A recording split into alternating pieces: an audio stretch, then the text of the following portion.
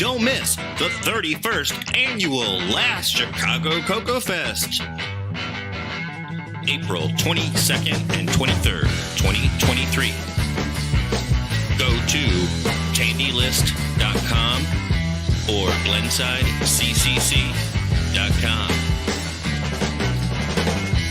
Register today. Don't miss it. tandylist.com, blendsideccc.com.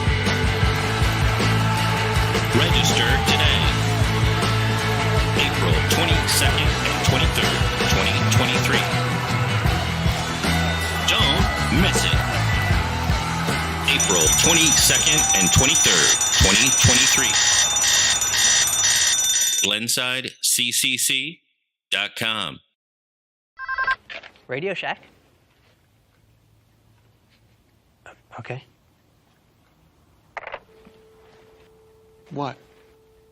The 80s called.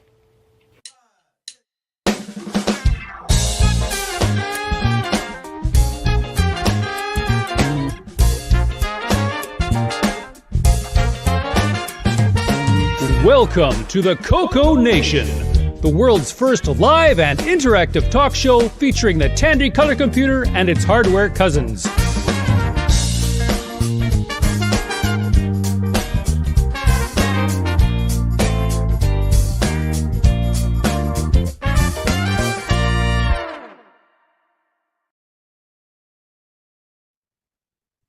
Hello, everybody. Hey. Hello. Hello. Okay, well, that was a interesting first attempt.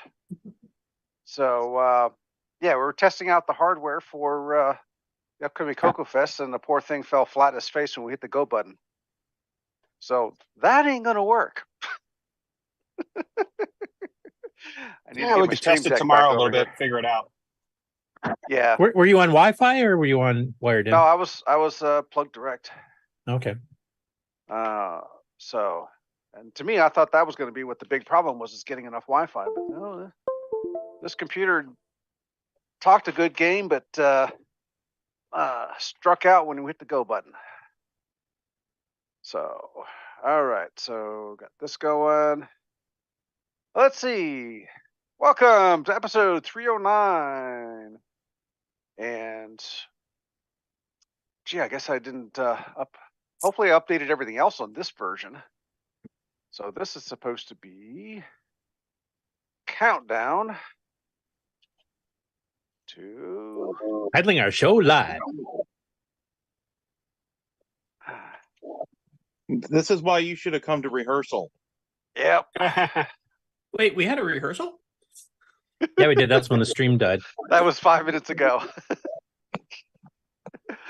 So, episode 309, countdown to CoCoFest, which is next weekend. Yep. Let's see who we got on the panel today. Me in the upper corner here. Next Actually, over- as we go through the panel, have everybody mention who's going to be at CoCoFest too. Okay. All right. Marco, everyone. you're next. Hi there. I'll be at CoCoFest. I have a presentation also on Sunday morning. Anyway. Cool. And Ron Delvaux. Don't miss my WeFax demonstration at the show. Everybody drink. I'm just kidding. But I will be there. Yep. Excited. Okay, next up is Coconut Bob. Greetings, everybody. I will be there. I have made a bunch of these LED adapters, and they are now solderless. So, looking forward to seeing Will. Oh, you have to show us that. I don't recall you being on the show before. Or am I just having short memory? Yeah. Short memory. Short memory. Short Okay. memory. He's been on the last 20. He's never been to a CoCoFest before, though. Maybe that's what you're Don't thinking. worry, that it Okay. happens to all of us as we get older. Yeah. Let's see. Next up, Kevin Holloway. Microphone's on. You can speak. I can speak through your microphone, David. Okay. Next up, Patrick Euland. Howdy, folks. I will be there. Placard's ready. See them there in the background. Gonna have plenty of keyboards with you? Oh yeah. I'm still on the fence on one for CoCo 3 because I do have one that needs a new membrane. Don't be on the fence. Do it. It's worth it. I know, sitting on the fence kind of hurts. Yeah. Especially those pointy ones. Yep. Let's see. Next over, Terry Stiggy. Hello, everybody. I will be there in spirit only. Sorry. Maybe that's good for you guys. You're gonna haunt us, okay? Yeah. And we got Ken Waters. I will be at CoCoFEST as long as I survive the drive with Curtis. Oh God. Speaking I'll of be which, with you. Curtis Boyle. I will be there, and Ken, even if I have to drag him behind the car on a tow rope, he will be there too. Strap him to the roof. There you go. Bloody good. As they say. Oh, let's see. Grant Leedy, you're up next.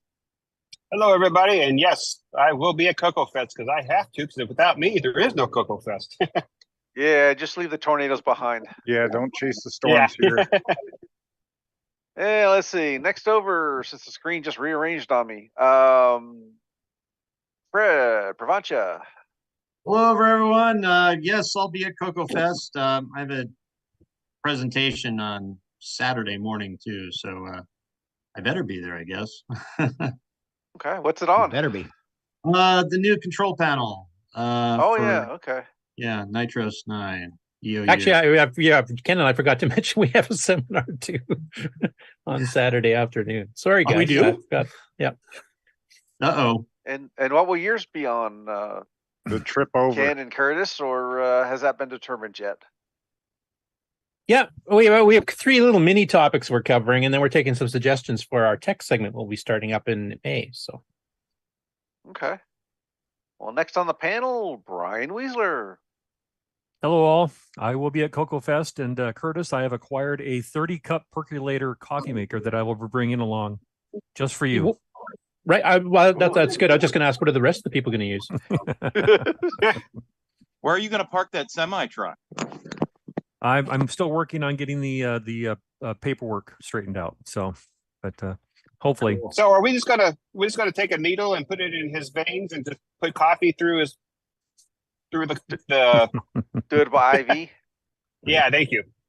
Yeah, like Bill Murray in the Where the Buffalo Roam. I'll have that little hat there, and they'll just IV it down to my mouth. Okay, let's see. Jason's up next. I don't know about you guys, but I have plans next weekend. So, and your brother's coming still, right? Right. So not only will CoCoMan.biz be there, but there'll be an appearance there from Ken's CoCo Corner at CoCoFEST. Cool. You guys aren't sharing the same table?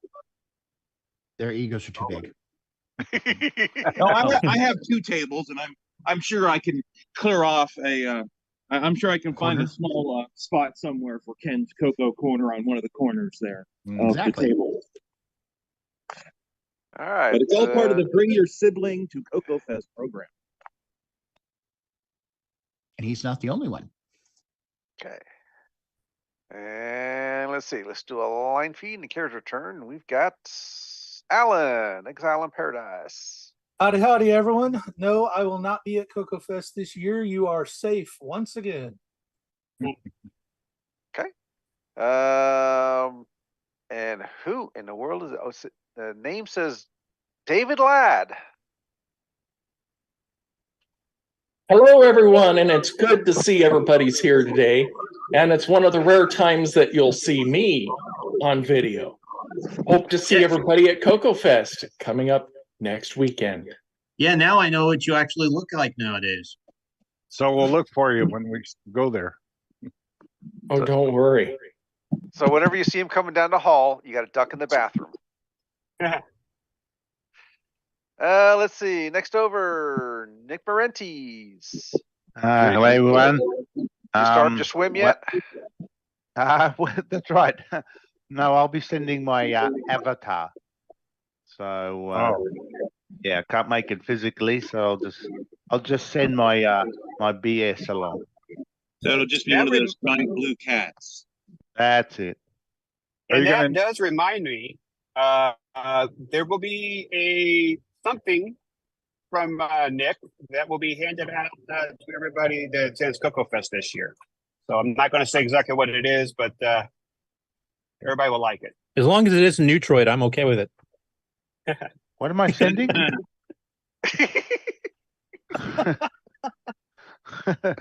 Nick, you should get one of those little robots with like a video screen mounted on it, and you know, have your face remotely. Oh yeah, that's right. Yeah, that'd be good. Okay.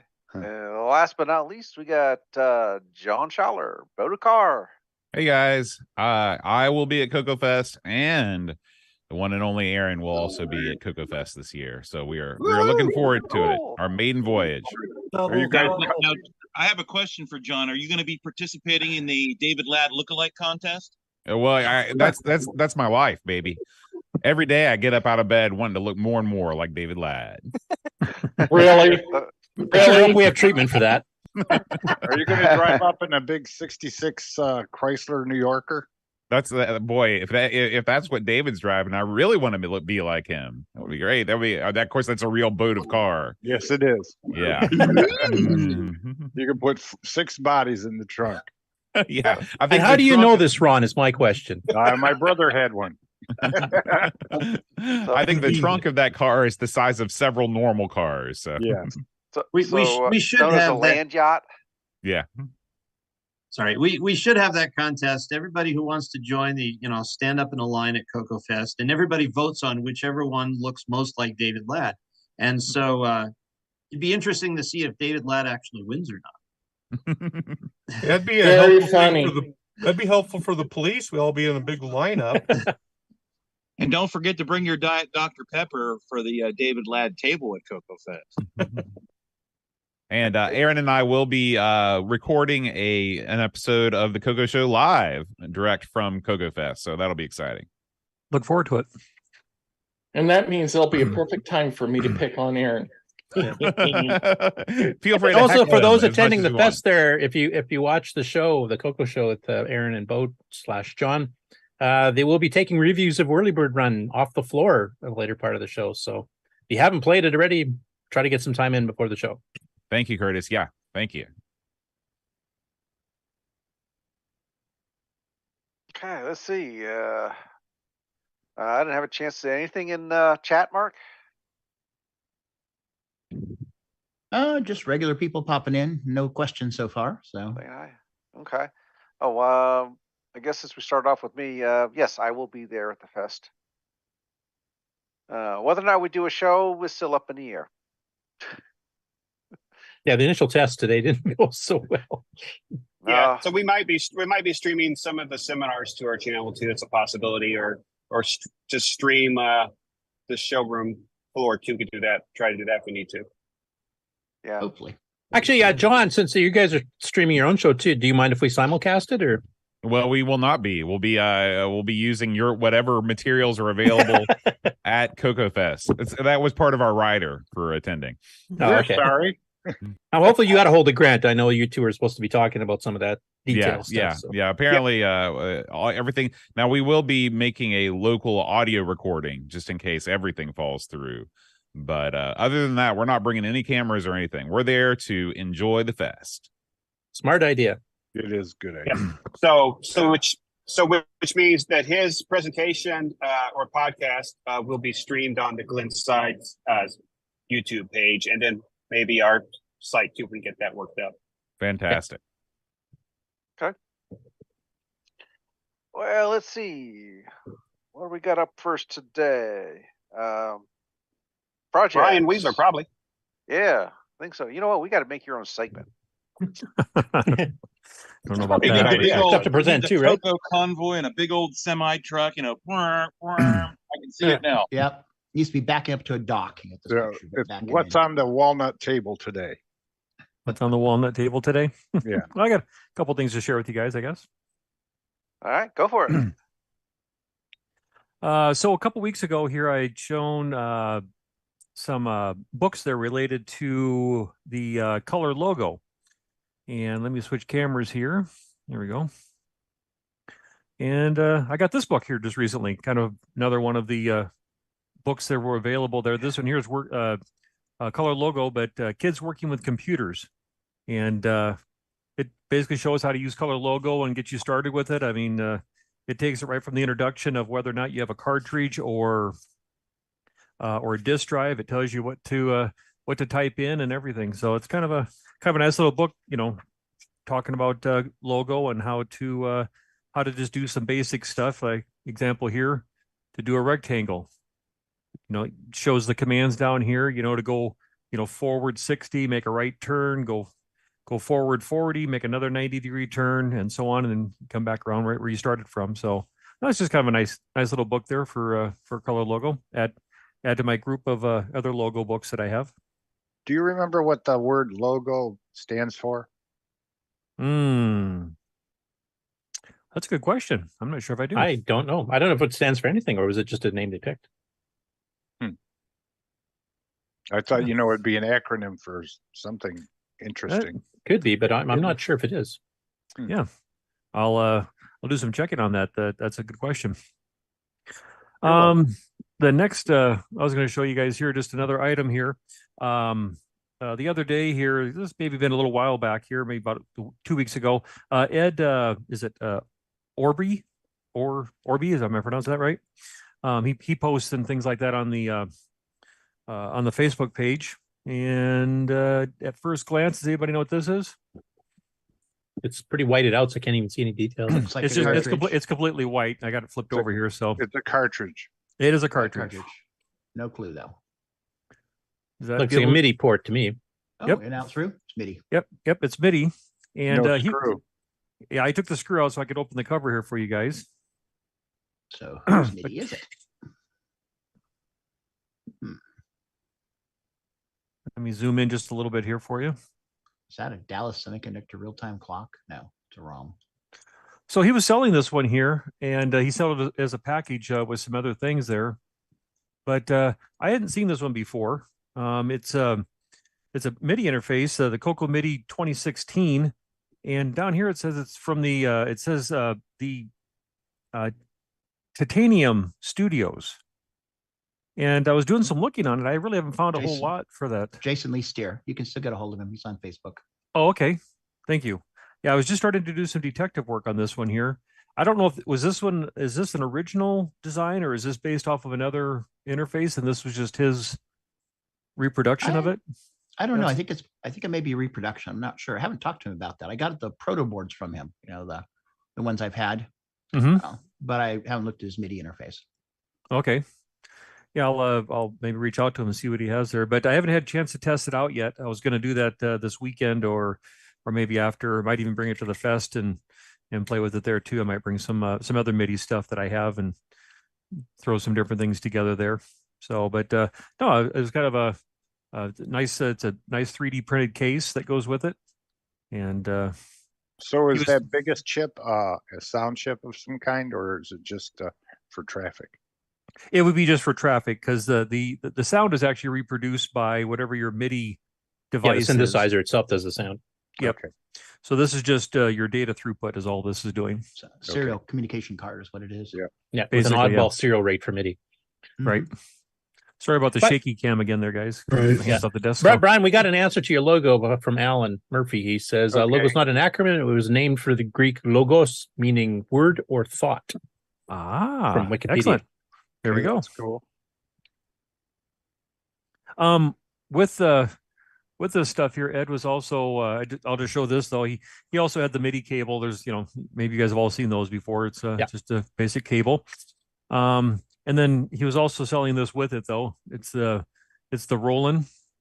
I have a couple different ones. This one here happens to be the CS88 sound canvas. Yeah, sound canvas one. SC and SC there. Yep. And if it'll focus here, this says General MIDI is what this says underneath there, which is what the CoCo uses. It doesn't use any of the more modern. It still uses the General MIDI as far as your instrument selection goes. So what would that do? So on the back here, here's your ports. And so from the cartridge, you would go out the cartridge and in to here. And what this will do is then with your MIDI, it has the instructions that are sent across the MIDI would say, okay, what instrument and the tone, the beat, all the information related to that, and then this is basically what's producing your sound. So yeah, that's a synthesizer itself, just without a keyboard. Exactly. Yep. So this actually would produce the audio. So when you're playing the MIDI file, does that do any amplification? No. No, I mean there is a Got volume RCAs. there is a volume control on it, and there is audio out here. But you could plug a set of speakers right into this and play if you wanted to. Amplified speakers. So, yeah. So, but no, that's the only two things I had to share today. But look forward to kind of playing with this. I want to learn more about MIDI and play around with it a bit more. Might show this to Brian Schubring when he's at the. I think is Brian Schubring going to be at the fest? He usually is. Yeah, pretty sure he is. Okay. Yeah, he'll be there. Okay. So I was going to share some of this MIDI stuff with him. I have a few questions on some other things.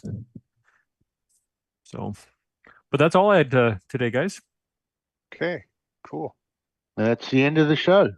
There you go. Short and sweet. Maybe outro, Frank. And Ken Waters, did you have something to show today too? I do have one thing to show.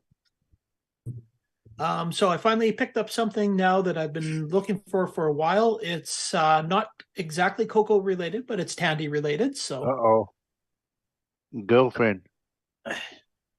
Get myself a Tandy Vision 1. The wood grain Intellivision. Yep. So the Radio Shack version of the Intellivision. Show us the bottom. This one doesn't work. Show you the bottom? Mm-hmm. Yeah, he's got to have that serial number, man. What year did that come out? I can't remember. I believe 1982 or 3. They got the 1983. rights to sell them in Radio Shack. Does it take cartridges on the side? Yeah, It's an Intellivision. it's exactly an Intellivision. Unfortunately, So it's a that one rebrand. doesn't work, so I have to fix it still. But I've never had one, so I don't know that they. Yeah, have so- It's basically like Ron. It's basically like a CoCo versus a TDP. yeah, All so the peripherals, cartridges- all the software just works slightly different. cartridges Case. just go in here. So you could put 2600s Any in Intellivision there? cartridges. Oh, Intellivision ones. Yeah. So Mattel. Actually, the Intellivision had an Atari 2600 adapter, if I remember correctly, didn't it? Or The ColecoVision Coleco I'm did. thinking of. No, The Coleco had the Coleco Atari did. 2600. The Intellivision actually had an add-on for speech, and it also had an add-on for actually a computer, so a keyboard and Yeah, the extra Aquarius memory. or something it was called or something. No, not the Aquarius. You could actually different there's actually an add-on for the Intellivision. They actually got sued because they had advertised that they were going to release a full computer add-on for this, and they never did. Okay. Oh, Terry's got something there. What is it? Yep, that's the voice. Oh, you got the voice. Televoice. Hang on. Wrong one. Wrong Terry. Wrong Terry. Okay, hang on. So close. Now I got to move things around and change that one.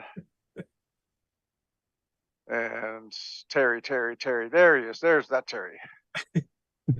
Yeah, all the lights probably just blinding everything, so you probably couldn't see. Yeah, so there's the IntelliVoice, and then there is the computer add-on, which is plugs into the side that's extra memory and then a keyboard on it, so you actually turns it into, I don't know how functional of a computer, but a computer. Does it sound like this? I think that would be a better sound. The IntelliVoice is actually pretty good. Yeah. Games that support it. The one that I remember was B-17 Bomber, and it actually has an accent. So it's like, that was not a target. It's freaking hilarious. Was it as good as the TI-99s? Because from that time period, that's the one I measure everything against, because that one was It awesome. was very similar. I think the Parsec on the 99 had better voice, but not by much. Okay, that's actually surprisingly Where good. aren't you comparing to the Tandy? Have you heard the Tandy speech chip? It doesn't do an Yeah. accent. It's an older generation one. It does an accent. It's just not an understandable one. It sounds like a ballad. Super voice for the CoCo 2, and in my head, burned into my memory for all time, will be how it pronounces the word supercalifragilisticexpialidocious. Nice. Yeah, it was very robot sounding. Yeah. by your command. Battlestar Galactica. Anyway, did anybody else have anything to show off? I've got something. If anybody else doesn't. Yeah, go ahead, Terry. Well, now that Mark's learned how to highlight you, we should do that. Now that I found you. Right. Let's see. I got these in that large. I'm going through that large collection finally, and I actually thought I'd had all that there was of this, but they're actually in pretty nice bounders. They're called Tandy Home Education System. Sorry. Right. And they've got in them all kinds of books, and there actually is software for kids. That's this one. Yeah, that's the Children's Television Workshop ones, or CCW, I guess, Computer Workshop, right? Yeah, let's see, is that this one? No. If it's all Sesame Street characters, it should be. This is actually, I thought it was, but it's not, Curtis. This is, I wish I could. Well, maybe I'm wrong. Let's look at this one. So this is the color logo version that they had. And it's got a completely separate kind of book that I actually hadn't seen these before. Kind of like what Brian was showing, but these are the Tandy ones that were out. But they had, what is there? 6 or 7 different ones of these. Mark Siegel says the Learning Company. That's it. Thank you. Yes, the Learning Company. I had a couple of those, but your collection is more extensive. Yeah. Yeah, I just had never seen. All I'd gotten was a couple of the books before. I'd never had these binders. So anyway, just that I thought I would share that. There's cooperative strategy, color logo, man. Do you think you have them all now? From what I could see online, yeah, I think that's the whole bunch. Mark might know better, but because these were all sold individually originally by Tandy around 83, 84, weren't they? And then this is kind of like bundled versions they made later. I honestly I just don't know a whole lot about them. Mark would know more than I would. I'd love his take on them. I do remember logo, like the cartridge had a completely different manual from what I remember. It did, yeah, it's a big one. Yeah, like an 8.5 by 11 or something. What age group that might be for? Is this for kids that are in 4th It'll grade? depend on which package, I think, because there was. Yeah, they're all completely different. I don't know if it says here. 1984 is the children's one. The logo looks much more advanced for adults. Larry Harry? Yeah, and George Gerhold. Doesn't say a year though in this one that I can find. Nope, 82, sorry. So anyway, that's all I had to show. Do you have vid techs in your collection? I have a couple, yeah. I have in that binder. It was around. Oh, in that type of binder? I have the other one. Yeah, here's I can't even see because I can't get on Twitch right now. Okay, so yeah, that's one I remember. Here's the one that I had. Wow, except Tandy, not yeah. See, here's the Tandy Education System binder, the same program. And you can see the red is all gone. This sat in the window so long it's now blue around the edges. Oh, that's unfortunately very cool. I used it to store all of my game books and probably threw away the Vidtex program completely. So this is all I have of it. But there used to be one. It existed. Rick, your band was pretty bad, so it's kind of hard to see the details in the box. Is that Videotex or Vidtex? So the two different products. Vidtex. That's the CompuServe compatible one, isn't it? Isn't that the CompuServe compatible one? That supported B protocol and all that stuff? CompuServe and Dow Jones. Oh yeah, here we those go. Are two different products entirely. There's the stick. Okay, well, yeah, okay, but this is just another Tandy Educational Systems branded thing that I wish I had the guts out of it. No kidding, that's really cool. Yeah, because I remember I bought the Vidtex. It was just good. I was just saying, there's nothing on the back, no name at all, but there is on the front. So I don't know. Just looked familiar, and it was. Because I bought an earlier version of the Vidtex, which is the CompuServe one. It was actually designed with the screen codes, reading early graphics, the B protocol download, and all that stuff. It wasn't the same one. It wasn't one of those handy educational gray binders. It was an older style one that I had. So did Rick spoil your complete collection then with this extra one that you don't have, Terry? Yeah, I'm going to be emailing him. He wants to sell me that box. And gee, Terry, Rick was going to be at the show. He's willing to sell it to you, and you're not going to be there. Oh, well. Well, story of my life.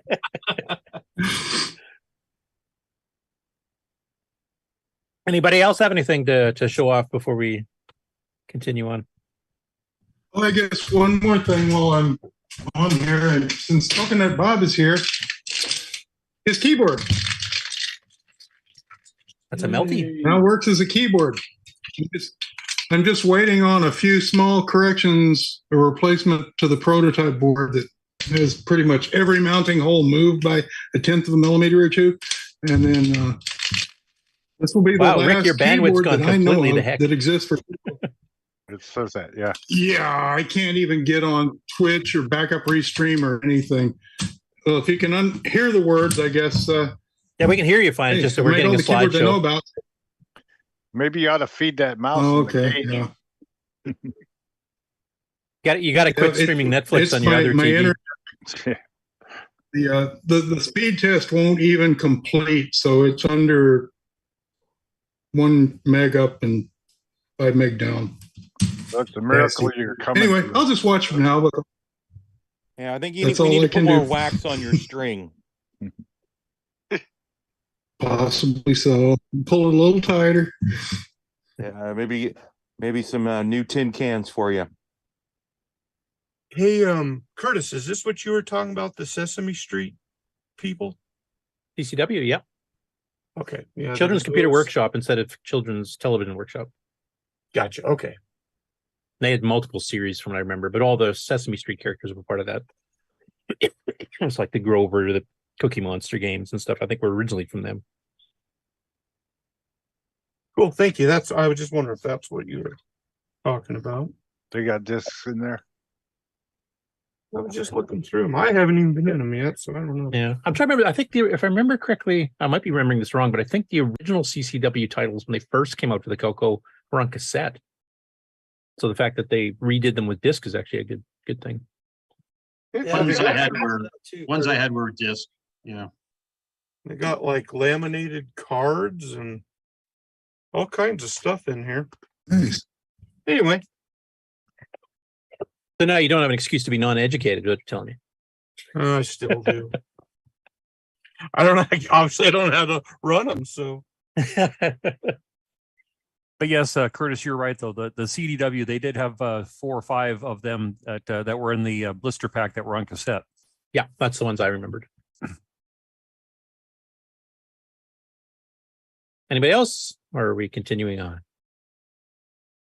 Going once? Going twice. I guess I have one thing I could show that I'm sneaks it in under the wire. Go ahead. Working on.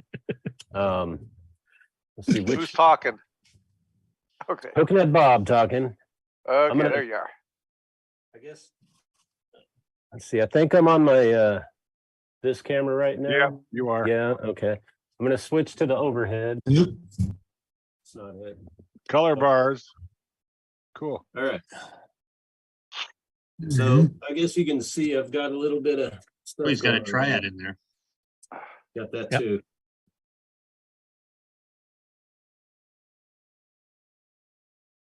See if it works. Light. See that? Yeah. No. Well, that's a little LED readout, not just a light. Nice. That's Is that cool. part of a GoTech or something, or It is a GoTech. Okay. But I got a rotary wheel on the side here. That's Oh, to go cool. through I your might programs? want one of those. That's the world's tiniest monitor. Yeah, do you play the games on there too, or? He violated the warranty. Yeah. But yeah, that's something I will have this computer with me at the fest and probably just set up to, you can see the USB key here.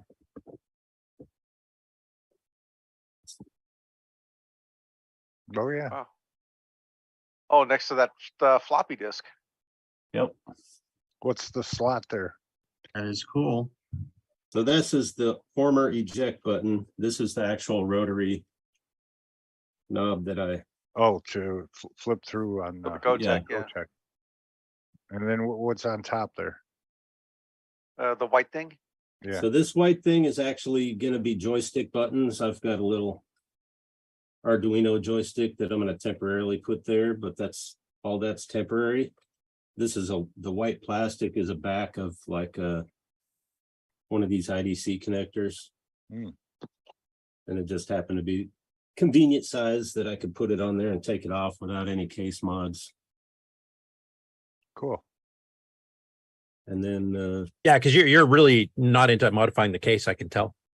not scared of it. I'm not modifying all of them, just the one or two here and there. But and then this was the connector for the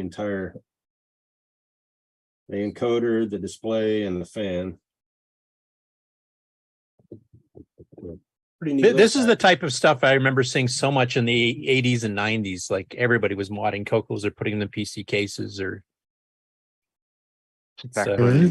Now everybody's trying to collect them in pristine condition. So now it's a bit rare to see them. It's going to be really cool to see one of them actually at the fest. Yep.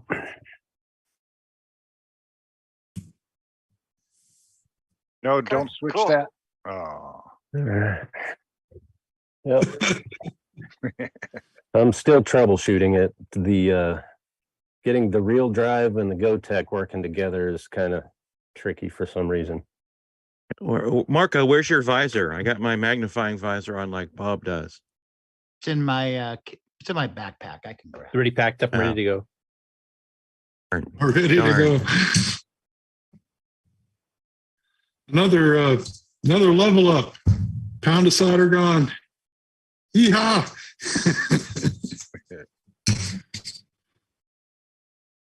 It's working. Hey, and Oh, here it comes. There we go. There, he fixed it live. Yeah. It actually IO errored. I don't know if it was supposed to IO error, but at least it read the correct drive. What it's been doing is no matter which drive number I access, it was reading the GoTech. So at least it read the floppy drive this time. Progress. It's because it's because it's live on camera. Right. Had to show up. It's trying to look cute for its close up. Yeah. As soon as the camera turns off, it says, "Okay, let's get him again." Yeah. And it'll randomly disconnect wires in the drive down to the fest. So that's why we don't do hardware, Curtis. Yep, exactly. I have enough problems with what's the CoCo equivalent of a blue screen? That's why I haven't really. That's why I really haven't done any hardware mods myself to any of my CoCos. It's just I'd be so afraid of screwing something up. Yep, me too. I've only got 2 CoCo 3s and 1 CoCo 1, so I'm not hacking those. Can anyone identify this? Oh, let me blow it up. Not at this range. No. There's even a picture to identify it from. It's foam. It's a DAT board. Well, inside the piece. Close. It's a former DAT board. That's how my week's been going. So, Did all the so my smoke 2 come meg out? got upgrade again. Because this just decided to stop working this week. Just Without like your smoke or bandwidth. with smoke. Yeah, just like my bandwidth. Yeah. Not bad for a CoCo doing it though. So I'll stop while I'm behind. Yeah, well, I'll be buying things at the fest. That's. I think your bandwidth in person will be better, so that'll be good at the show. So Someone loan Patrick a cup of bandwidth. right. Anyway, The if speed there's no test more, hasn't completed yet. if there's no more presentations, and people should keep the powder dry for releasing stuff at the fest too. I'm sure there's going to be some surprises there.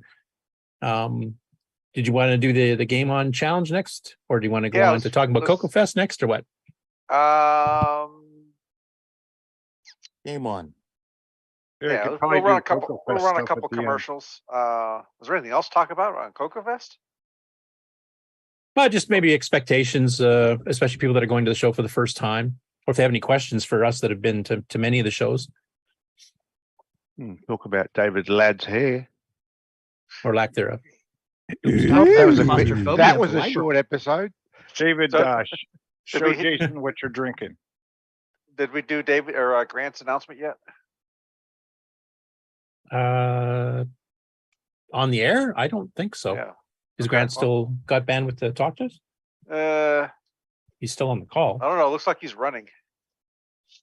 He might be in a tornado right now. Yeah, I'm here. I'm still here. Yes, and actually I'm running from 3-inch hail right now, so. Oh, hail no. No. Hail, yeah. So Grant, Yeah, so you got a just, couple quick announcements about the fest, so go ahead. Yeah, so the thing is, the hotel has been very nice to us, and they're willing to work with us. So if you have not booked your hotel room and you would like to have the discounted rate, just reach out to me. My email address is cocofest@glensideccc.com. Also, if you are wanting to participate in the dinner on Saturday night, just also send me an email too, and then you can pay for that at the door when you arrive at the show. So that is what the date? announcements that I have. At what day do you have to tell the caterer how many? We have until Friday, so I mean we have about a 10-person leeway we can go with. So it's A meal's still under $100, so we're good. yeah. They're only $43. After I get through the buffet, there are no leftovers. Yep, that's true. That is And true. we're going to run out of coffee way before that. So, and also just again, thanks to Nick and also another individual, everybody will be getting a little something in their packets when they arrive at the show. So, oh, you mean we get a gift bag like the Oscars? Yeah, exactly. Swag, cool, free swag. Geez, we haven't had those. I remember CoCoFEST and Rainbow Fest used to have swag bags. It was usually like promotional materials from various companies, but yeah, they're printed cool having them upside again. down. Or pins, like we had the little Jurassic Oz, something has survived.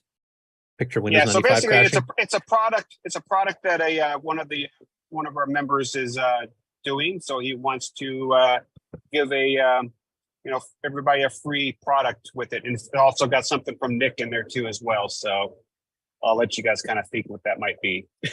Oh, well, I think I know what it is. Yeah. An Australian to English translation guide would be handy. So how to speak so, real Australian. It's 400 so pages.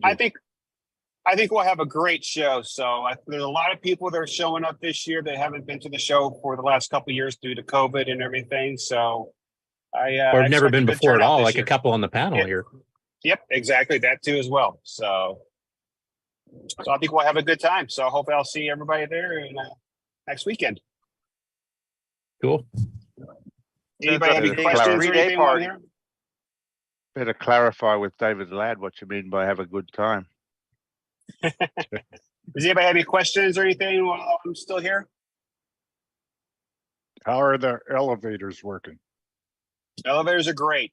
This is a fairly renovated hotel, so all the rooms are going to be the newer furniture and stuff. So it's located in a better area. So if you get the munchies at 2:00 in the morning, there's going to be places you can go to. It's not going to be an industrial park area or anything like that. So I think everybody will be. Have we lured the fire department to be on standby? Well, actually, the fire department is only about 2 or 3 blocks away. Have we delivered the fruit basket to the fire department in advance? And I think I have a guess. The gift from Nick is it's going to be kangaroo jerky. I hope nobody's upset because we can't touch the bird this time. Well, that if hasn't you been for a want couple to, years. you can hop in the car and just hop. Yeah, in it's the just car down and drive the road. So 3 miles. We are 3 miles away from that location, so we really want to do that. I guess I'm sure if you put enough into it, I'm sure someone will give you a bird. Are we going to be able to stand in front of the dinosaurs again? Yes, Tim is bringing the poster. Oh, good. So to explain the fire joke to those who don't know, I guess, but is it the last 3 out of 4 or 4 out of 4 CoCoFest we've had a visit from the fire department at the hotel? Two separate sites. We knocked the elevator out. Well, that's because David Ladd left his curling iron plugged in the last time, isn't it? Excuse me, what curling iron? Now, maybe the soldering station might have been left plugged in, but no. They had too many pops in the. That's the kind of good time we have. Yeah, just like. So anyway, a quick question for Coconut Bob and for John Schaller before Grant leaves. Since this is the first fest that you two have ever gone to, any questions or comments for him? Nope. That I am going through. That's a good thing. Don't worry, John. I'm looking forward to pestering both you and Aaron. We'll be around all weekend long. You know what's going to happen right after you leave, Grant? I'm going to come up with like 5 questions. It's the way it always goes. I was thinking something to ask after. That's where Discord comes in handy. Yeah, anybody who does have any questions last minute, Grant is active in our Discord, so just send him a message. Or CoCoFest at glensidecc.com. ccc.com. Yep, that'll work too. If he's not killed by a tornado between now and then, anyway. I have some top secret documents on Discord. Does the hotel have shuttle to the airport? Oh, that's a good question. No. Nope, there is no shuttle this year. Okay. Well, I'm going to have to Uber it then, I guess, huh? Yep, unfortunately so, because I don't think the old location with the Heron Point, we didn't have a shuttle at that one either, did we? Do you remember, Curtis? I drove, so I'm not sure. Yeah. So, because we were just a little bit further from that location. I mean, there's a chance if you make arrangements with some of the local people, they're like a Brian Shoebring or something like that. I'm not saying he'll do it, but I know in the past he's sometimes picked people up at the airport and brought them in. Just you can kind of meet and greet yourselves, ahead of time. But you'd have to kind of make those arrangements at least a couple days ahead. That would be cool. Yeah. If anyone's local who can, I don't want to be a burden though. Is there I remember in the past, I didn't see it this time, but was there a channel in Discord for the CoCoFest travelers? I think there's a CoCoFest channel. I don't know about travelers, but mean like a voice channel? there's just a CoCoFest channel. Yeah, there was one in Discord, at least in the past. I don't remember if it's still there or not.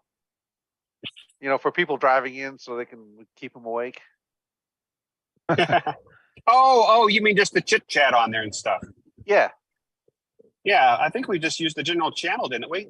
Yeah, I think so. In the past? Okay. And Ken Waters has to suffer through me live. That's his way of staying awake or in pain or something like that.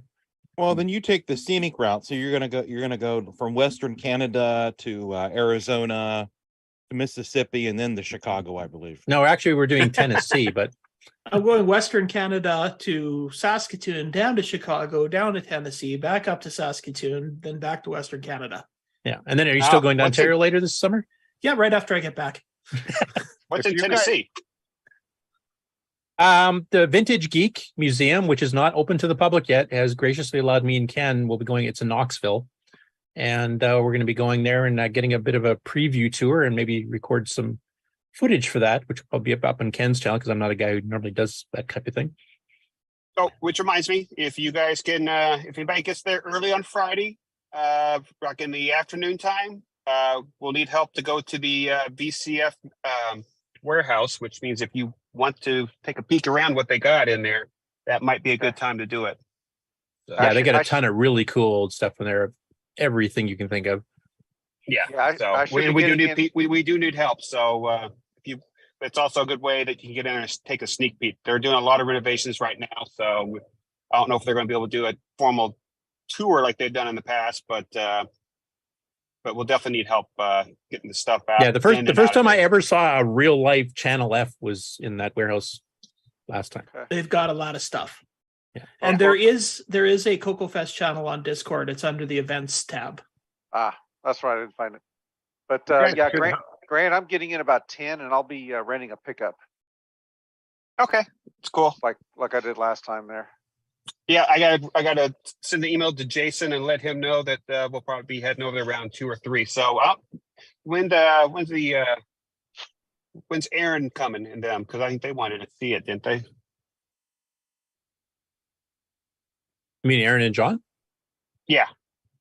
What I'm time not are sure. they When getting are in you there? guys coming in? We'll be in there probably Saturday, or I'm sorry, Friday. We're hoping Friday around 5. Okay. And how long are you staying? We'll leave probably Sunday, late morning. You know, something that's probably pretty cool is one of these guys driving are going to be able to help the author of the new game that might arise by something they find in the road that they hit. That was almost last year. It's been done. The sequel to Nightmare Highway was going to be Nightmare Elevator, but I don't know what happened to that project. Actually, it was just that believe it was gonna be drive called- leaving Chicago where we almost got Got killed? rear-ended and yeah. I think the game was going to be Elevator in Action. Elevator in Flames, something like that, yeah. Okay. Tell you what, shall we run do some commercials and then move into the game on results? Yeah. Sounds good. Okay. Okay, so here's a new commercial put forth. Where's the button? Here's the button. Some people have big plans after school. What's little Curtis is gonna do? Little Kenny too. L. Curtis is at work on OS 9 improving the ease of use so his pen pal Nick can better program new games. And Kenny is at his Radio Shack color computer playing his favorite game of the week. But wait, Curtis is now documenting every single CoCo game. And Kenny's now having a blast with the second game of the week. You could spend 24 hours a day inside your bedroom playing and working on your CoCo. That is until your mom yells the most dreaded words ever. Get outside and get some fresh air right now. You have to listen to your mom. What other option is there? On Saturday, April 22nd, come visit the Charmark Computer Booth 11 at CoCoFEST to discover the answer. We look forward to seeing everyone there.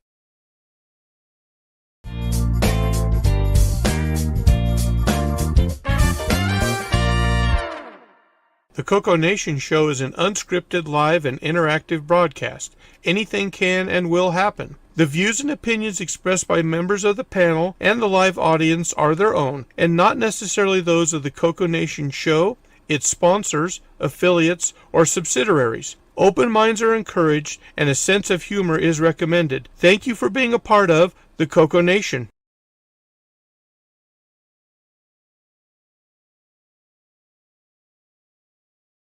The CoCo Nation Show would like to thank the following patrons: Alex Gayer, Brendan Donahue, Brian Walsh, Brian Weasler, Kieran Anscombe, Daddy Burrito, Diego BF109, Dinty's Hideaway, Don Barber, Eric Canales, Glenn Hewlett, Grant Leedy, John Boat of Carshaller, Henry Strickland, Justin Larson, Ken Reichard, Mike Rayburn, Patrick Euland, Paul Fiscarelli, Paul Shoemaker, R. Allen Murphy, Retro Tech Time, Rob Inman, Rocky Hill, Steve Batson, Terry Steege, Tom C., Tom Gunderson, Tom S., Tony C., and William Athing.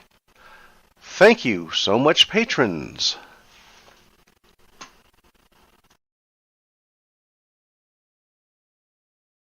Welcome to everybody's favorite segment, Who's New to Discord? Spotless Mind 1975 says, "Hello, my name is Marco. I was invited into this channel since I am the author of UG Basic. UG Basic is an isomorphic compiler with a modern IDE, UG Basic IDE, that outputs TRS-80 color computer binary file and/or disk image for running on that machine. The same source file can be compiled for other 8-bit platforms with the same or other CPUs as well, with little or no changes. The whole project is open source." The previous bios were edited for time. Thanks to Cruisemongers, Glenside Computer Club, Nightbeard, Paul Fiscarelli, Paul Shoemaker, Tandy Color Computer 3, and the CoCo Nation patrons for boosting the server. Please consider joining Discord and visiting the welcome section to read these bios in full and see what the community has to offer. Just go to discord.thecoconation.com. Because cocoing is better together.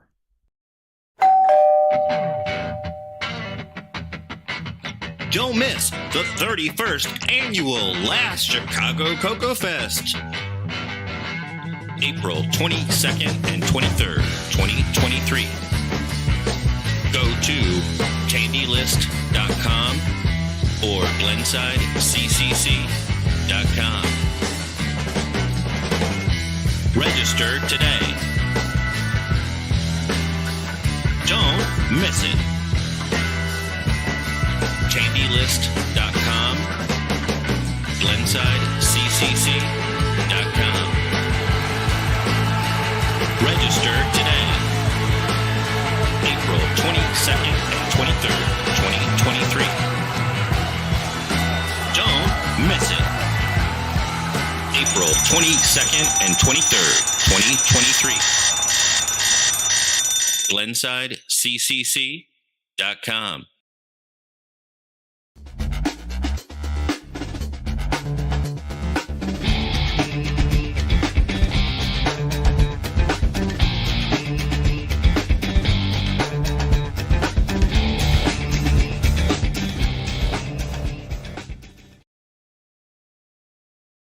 Welcome everybody to the CoCo Nation Game On Challenge of the Week results video.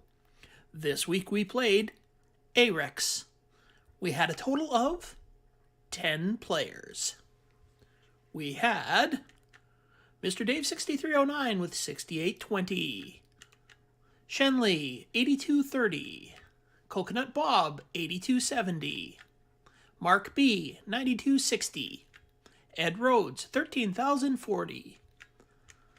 Jim Rye, 17,020. Canadian Retro Things, 18,380. L. Curtis Boyle, 19,620. Buck Owens, 29,320. And the number one score this week was Sloopy Malibu with 34,150. Thanks everyone that played, and we'll see you again in 2 weeks after CoCoFEST. And here he thought he didn't put in a score. Who's Loopy? Yeah. Yeah, because he's just used to always forgetting to post a score before I say that the time is over. And he's not even on the show today to celebrate his number one finish. Is that his first number one? No. No. I He think did he got one Neutroid other. as well. Okay. Didn't he win Neutroid or something? Yes, yeah. Yeah, Neutroid. Okay. Very good. Really winning. I mean, but really that's, one person played, so. He's like the only one that, well, never mind. First, second, and third. Okay. He's the only one that knew what they were doing. All right, so for Arex, I found in, what am I looking for here? Share your screen. Yeah. Why don't I have all my things on here? Okay, well, I will share that and then switch over here. So I found one score entry for a high score. And 33,170. So I would say that that's very plausible, since that's about what our high score was. And it's the only entry that I could find for this game in any of the high score lists. So not terribly popular for putting in scores on this. That's too bad, because actually it's a fun game. It is, actually. And there was a review in, this would have been Rainbow. Yeah, Rainbow. I'm trying to remember what month this was. I think it was November of '83. And When they used yellow paper. That high score was, I think, February or March of '84.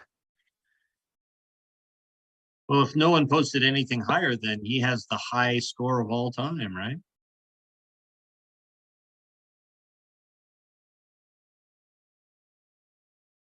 Don't You still there, everyone Ken? answer at once. It's like that's being contemplated. I'm just wondering if you lost Ken's audio. Maybe did a move step on his internet line? Maybe it blew his mind. Yeah, we lost video on him too. Yeah, he all looked frozen. I mean, that comes He with was Canada, but still. he was so shocked by that he just dropped off the call. Yeah, he dropped off Okay, the call. Maybe you'll come back with a different shirt. Okay, so Ron, talk about WeFax.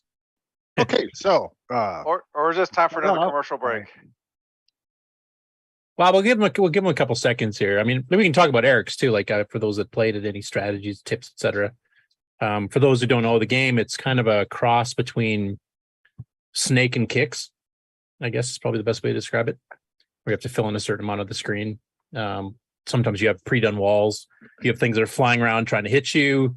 There's other things flying around at the beginning of each level that you can actually hit first before they turn into a missile that you can kill first. And I would definitely recommend a centering joystick for this. But I was one fun. It had pretty good sound effects. It was based on a tier setting Model 1-3 game that looks pretty well identical, except it was in black and white. Some of the later versions for other 8-bits, like the Atari 8-bit version, actually changed the graphics quite a bit. Ken did a comparison video between the Atari and the CoCo version, actually. And I think he's done a later video showing the black and white Eric's one. And Nick, this is one that you never played on the Model 1 on your Model 1 days, did you? No, I didn't. Sorry, who's asking something there? So this is the one where the one of the levels on the Atari 800 version was not even able to be completed. Did anyone, I wonder, figure out what was going on with that story? Because it's like it wanted 100% to be filled in, and you can't fill in. You can't get the last square because you're occupying it. Yeah. Now that was on a first level. That was kind of a separate thing. Like the CoCo and the Tier City Model 1-3 versions, you just progress through the levels. You start in an empty screen. That's your first one. Then you get a couple of walls, and it keeps progressively getting more difficult with your hooks and crannies that you have to get around. That one was actually basically just like the intro. I think it was probably more meant as a test or learning the game and how to do it type thing, but it still should have ended. So I don't know if that's a bug on a crack copy or if that was a bug that went into the production version of the game, which really surprised me if it is, because Event International was pretty decent as a software company. John Schaller, you were an Atari 8-bit guy growing up. Did you ever play Eric's before? Have you ever played it to that point? No, never. Okay, so I didn't know if maybe you might have had a copy that actually did not have that little bug.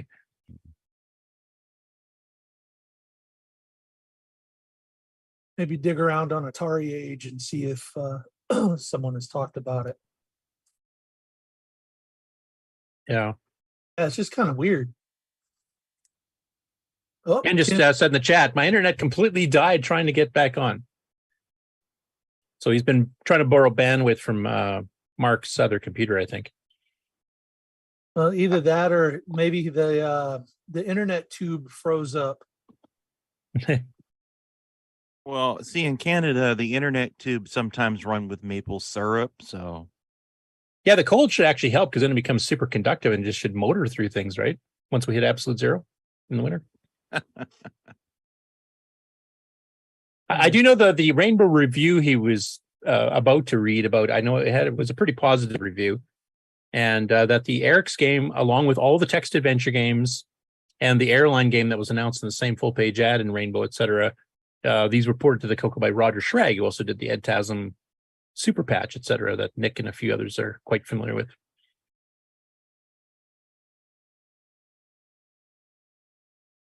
I don't know if I can vamp much more on this. And now a dramatic reading of the source code by L. Curtis Boyle. No, we leave dramatic readings from Mark Bosley.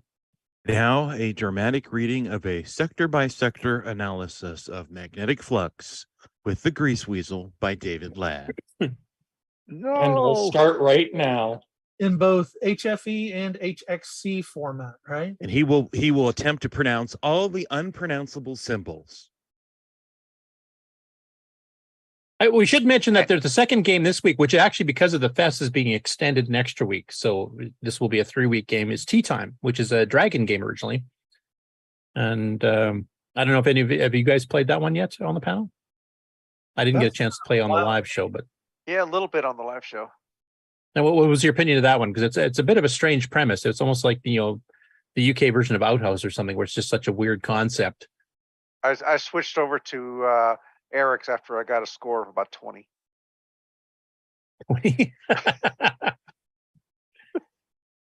My high score is about 20, so I decided to go back to Eric's for a while. Yeah, it's actually one they designed to run on P Mode 3, like because PAL didn't have artifact colors, but when people started running it in North America, they just converted it over to artifact, because P Mode 3 basically gives you artifact colors on NTSC. Actually looks, I think, better on the unofficial North American version, NTSC version, than it does on the original PAL. Unless your T is blue. So I was having some control issues. So I'm starting to figure out that the controller I've got here on VCC is not as smooth as a Black Beauty is going to be. I mean, this one's analog, but it's jumps too quickly, so you don't have the control over it. On Discord, and I forget who posted a joystick test routine. Mm-hmm. So I tried that out, and it's like you got to have the fine motor skills of a 6-year-old. So I may need to do something different for a joystick to get better at some of these games. Okay. Now, Mark, I don't know if you know the answer to this question, and I know Jim Rye's kind of busy with personal stuff these days, and Sleepy's not here either, and now Ken's not here. Were we planning on doing some sort of a live gameplay at the show where people can kind of try the games out that are the current 2 and submit scores at the show? There was some talk about it, but I don't know what the results were.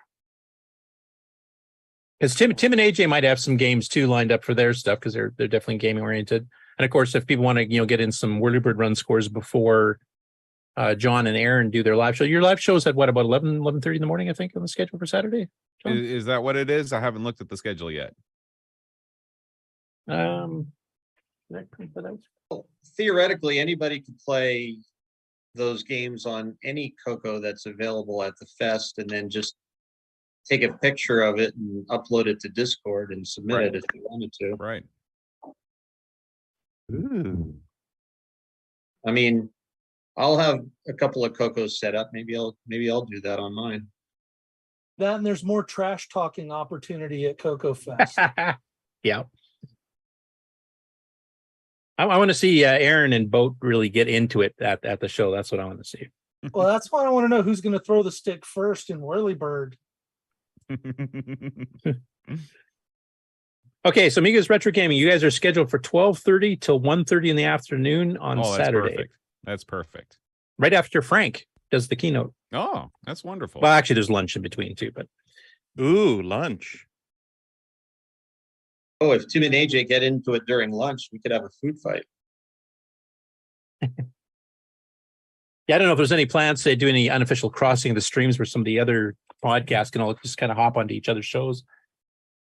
Wait, do photobomb them at least.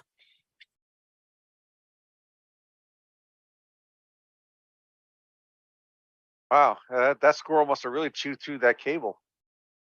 I believe it was a moose. The moose is still standing on the cable, I think. It's hard to move a moose once it decides it's going to park. This particular moose has been seen hanging out with a flying squirrel. Hey, rookie, watch me pull a rabbit out of my hat. I can. Brrr. That trick never works. I've got a comment from Facebook user, so it looks like we lost the names of people on, I'm guessing, Facebook. They may need to hit that Restream link to authorize their account to show up on Restream. Yeah, because the comment is basically most modern thumbsticks have a crappy non-linear central dead spot, makes some games really horrible to play. So I don't know if that's something you guys have experienced as well. Yes, they do. I use Paul Fiscarelli's USB adapter for the actual CoCo joystick, so that actually works out well for me. It doesn't look like our YouTube chat is showing up for some reason. But does each one of us have our name in their sort of respective box? So yeah, YouTube for some reason says there's an error. YouTube live chat not found. That's why we're not getting anything from YouTube. Oh, I found it. This is I like didn't know. prepping for bandwidth issues at the fest. I can just tell. This is just Yeah. living up to our normal production values.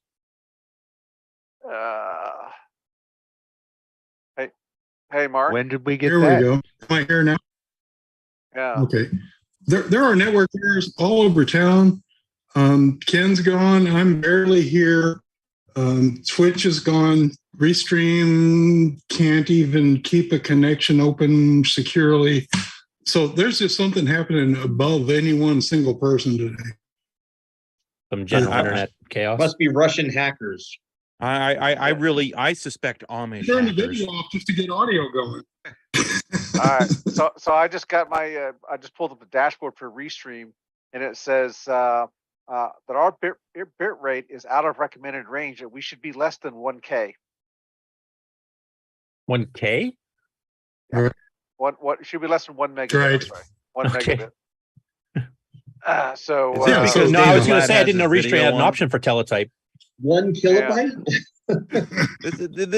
We've broken the internet because David Ladd has his camera on. That's what happened. So,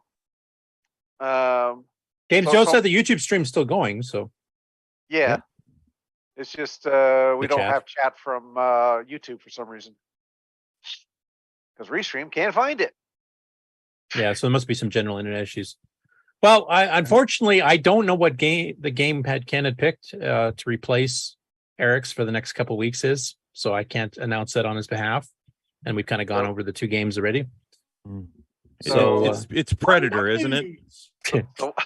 So we can move on, and then hopefully by the end of the show he'll be back. That he'll That's be what back you- and tell us. That's what you call a tease.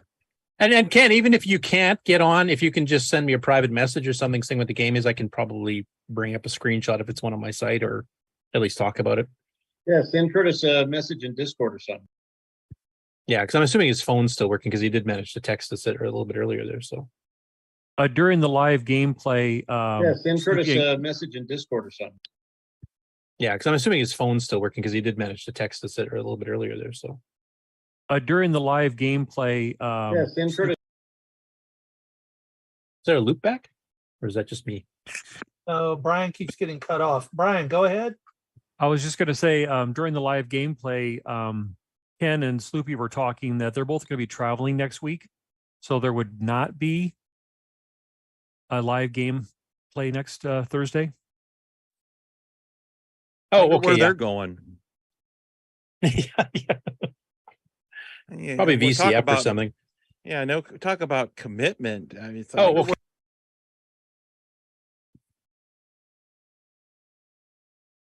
okay. Okay. I'm But gonna stop playing here. Okay, so we'll hopefully Ken can get a hold of me here via text or something, so we can actually tell people what the other game the next few weeks will be.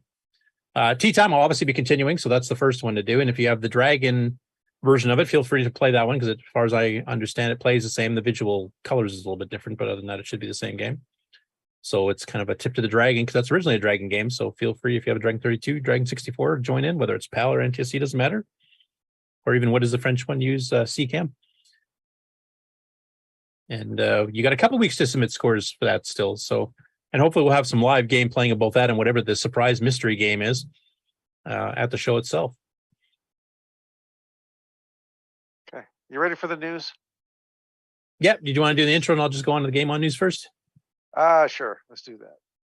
When you want the latest in TRS-80, Tandy, Dragon, MC-10, and all of their hardware cousins.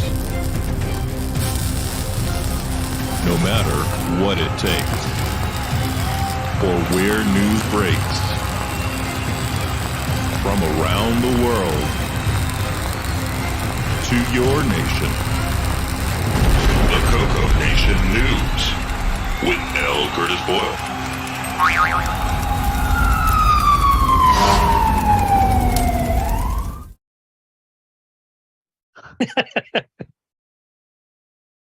That's definitely better than Neutroid. Hi-yo. That's not my tradition. The MC10 is what we used to slam. Now I'm going to slam Neutroid. Maybe until Nick's new version's out. Okay, so you guys are seeing this screen. Hopefully at least my internet sharing is working. Yeah. Can you? Yep, you're there. Yep. That's good. All that silence. I thought maybe I dropped off too. And I was hoping he'd fall for it. Because I think it happened to me last week, didn't it? Okay, so first up on the Game On News, Tier City Retro Programming, who's actually going to be a guest on the show sometime probably in May, or possibly early June. We're going to be setting that up after the fest. He's working on, I think, 3 games at a time right now. These are all basic games. He's going to be kind of learning, how to do the graphic stuff as he goes, which is actually one of the fascinating parts I find about his channel, because he, does mistakes and figures out that wasn't the best way to do it, that kind of thing. So this one has no commentary from him, and it's a 6-minute kind of going through the Ghost Saga. I'll just play a couple of clips so you guys can remember what game it is, but if you want to check it out, go check out the actual video. And the amount of time he spent drawing cursive handwriting on here, I would not take the time.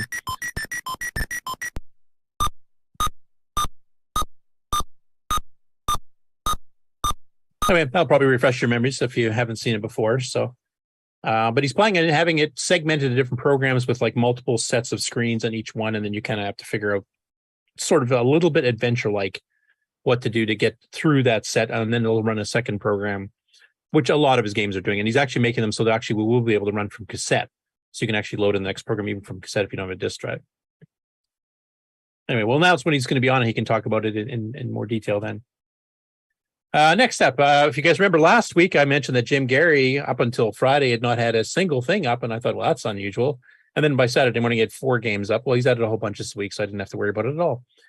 So the first one he did here is actually called Citadel, The Shield of Oran, originally written by Pierre Faure. I'm not sure how to pronounce that.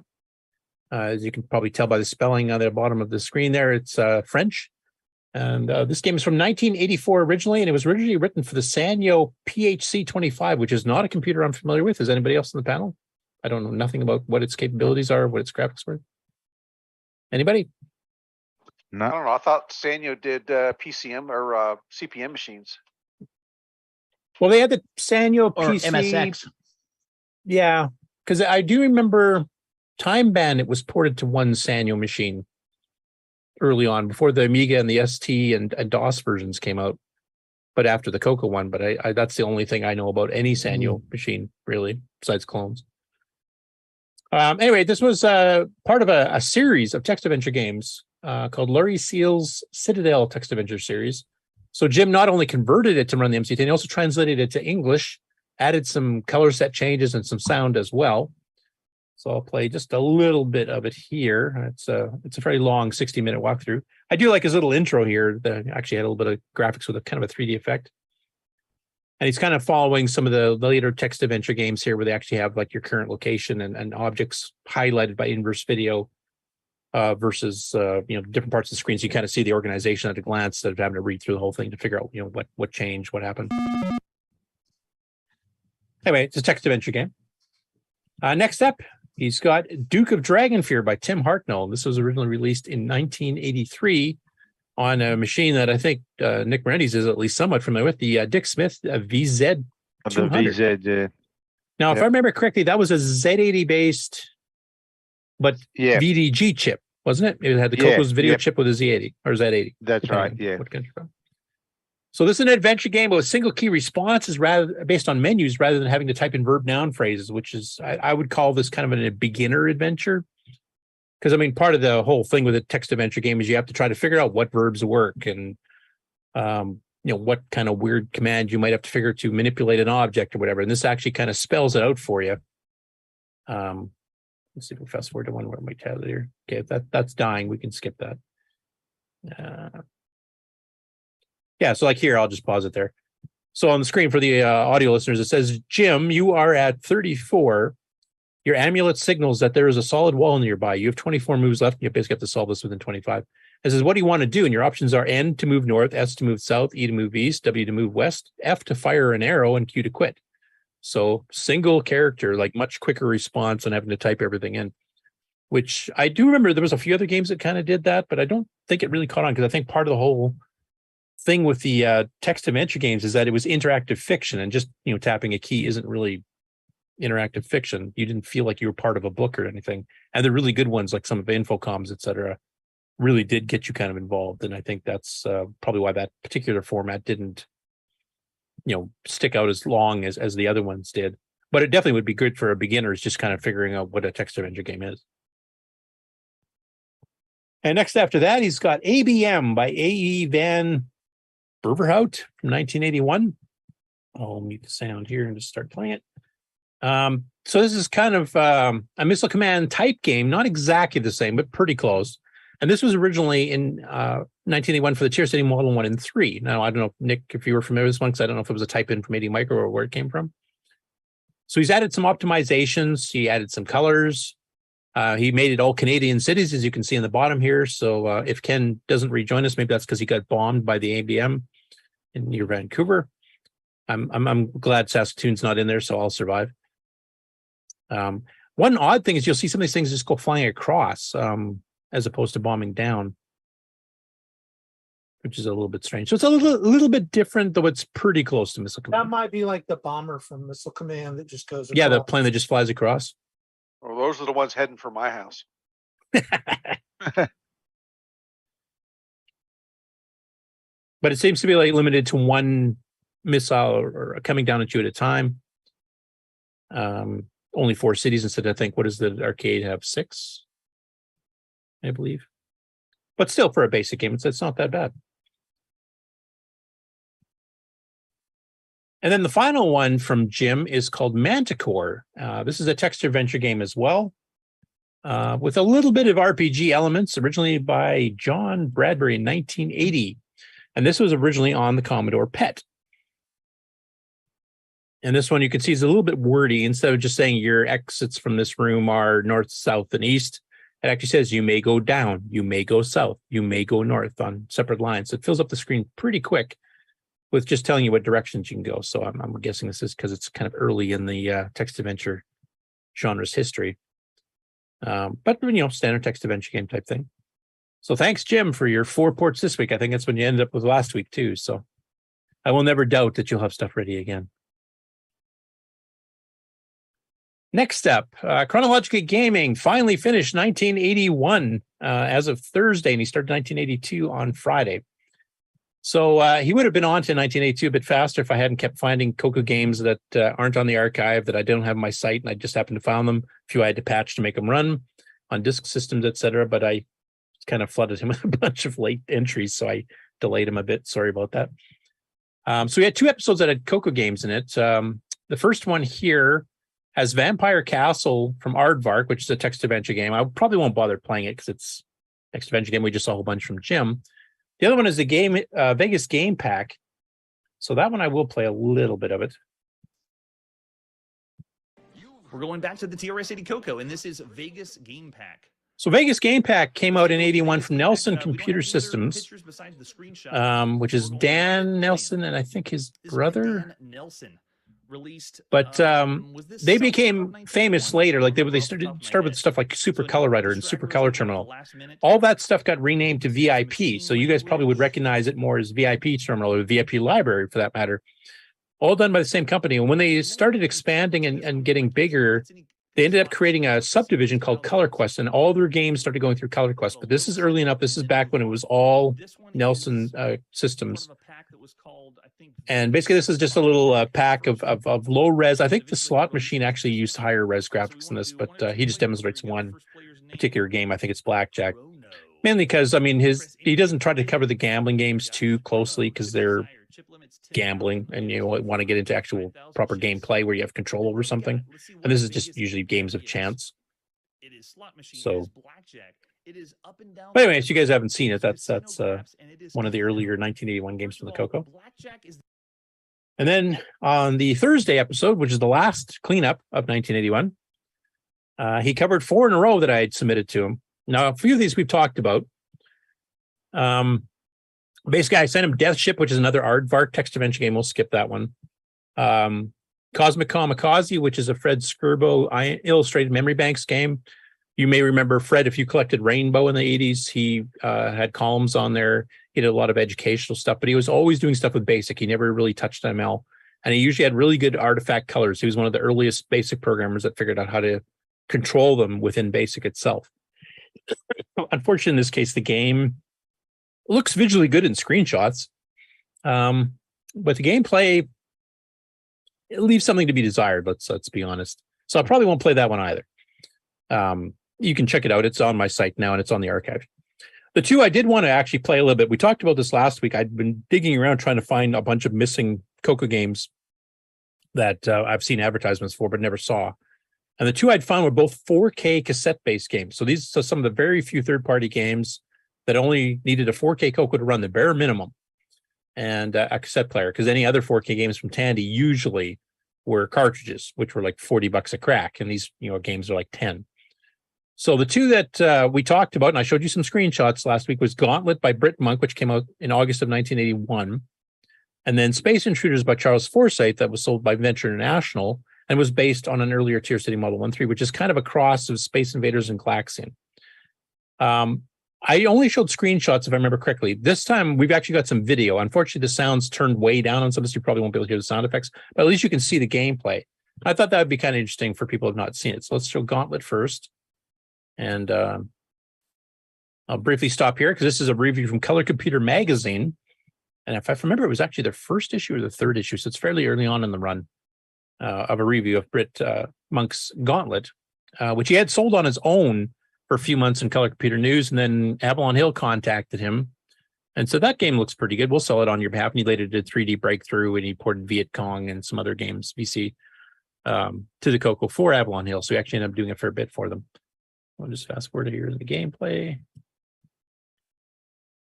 We're in. There it is. Graphics aren't great, but I am moving the blue ship at the bottom of the screen, left and right. If I go up, oh yeah, speed this sucker up. And then go down, oh, slow it down. Oh, but pilot evaluation is dead. Hit the joystick again. Let's go in again. These graphics remind me if the TRS-80, like Model 3, had color. This is what it looks like. The lower resolution. I love it. Very, very charming. But here's what's cool about Gauntlet. I do a shot, and it blows chunks away of the asteroids. Yeah, and if you go sideways a little bit, you can actually completely destroy stuff, and you get points not for shooting asteroids. They're just going to get them out of your way so you don't die. But the aliens, actually, every time you hit them, even if there's debris, you get extra points for hitting an alien. So you can hit the same alien multiple times and get points multiple times, which is kind of cool. So yeah, that's Gauntlet kind of in action a little bit. And I'll fast forward to Space Intruders. Oh, wait a second, Adventure International. Now I'm wondering why we didn't get a box for this. Adventure International usually has, usually keeps up on all their stuff. I tried looking for that box and I could not find it anywhere. So whatever that is for 1 point, or they might have shared the Model 1-3 one. I'm not sure. We're hitting any key. Do we have no joystick control? Okay, so this is keyboard only. We're in, and it's not Space Invaders. This is this is really close to Space Invaders. It's like the dumbest down version of Galaxian, or maybe a hybrid of the two, because it's supposed to be showing off the enemy ship maneuvers, but anyway, it's a fun little game. This is the absolute bare minimum: 4K cassette and keyboard. You didn't even need joysticks for this one. My personal opinion is the game's, like, for 4K is pretty decent. It's got actually really good sound effects. The ramping of the difficulty, unfortunately, is a little bit slow. Like, you have to play through, I think it's 5 or 6 waves before you start getting 2 aliens flying down to attack you. And I didn't play it long enough to see if it gets past 2. CPU time obviously would be fine. You could probably get it up to the entire fleet comes after you or something. But this is one I had been trying to find for quite a while because this came out in 81. And it actually had a little ad in the Adventure International catalog because it said Space Intruders from Model 1 and 3, which I think required 16K. And then it mentioned a CoCo version with reduced features. So I'm gonna have to check out the Model 1 to see exactly what that version was like, to see what it was all reduced. They just said added color and reduced features type thing to cram in 4K. So I like I said last week, I was really happy to find these because I thought these were lost forever. Go ahead, Nick. The Model 1 version is based on Space Invaders Part 2 in the arcades. It was a Space Invaders. Okay, so the whole dive bombing alien was added to this version then. Yeah, this is all different. Yeah. Huh. Weird they would have marketed it under the same name. Mind you, I guess Adventure National did that before though, because Eliminator, which actually got licensed to be Defender on one platform, basically played like Defender on most. Ours played more like a scramble thing where you're dipping in down behind mountains and stuff. Like there's no humans to rescue, nothing like that. So occasionally when they did a platform change, they changed the game up pretty drastically. This must have been one of them. And then finally in the Game On news, we've got The Only Way is OLED Display, who's contributed another bunch of videos, including some just this morning, of Dragon games. And these are where he's kind of going to the long play series. So as I mentioned last time, basically all the stuff he normally has done has been stuff where he plays it for like 1 minute and that's it. So this, you actually get to see him play through multiple levels, maybe multiple maps, depending on the game. Now, most of these we've seen before. Backtrack's a really cool one. If you've never played that one, you definitely should. The 3D graphics really, really look good. And it's only P mode 1, but perspective changes, not just, doing isometric or something. It's actually, you can see in the little tiny picture window there, if you're watching the video version of the show, that you can see that the walls actually prospectively go past you as you're walking through doorways, etc., because you're doing the top view.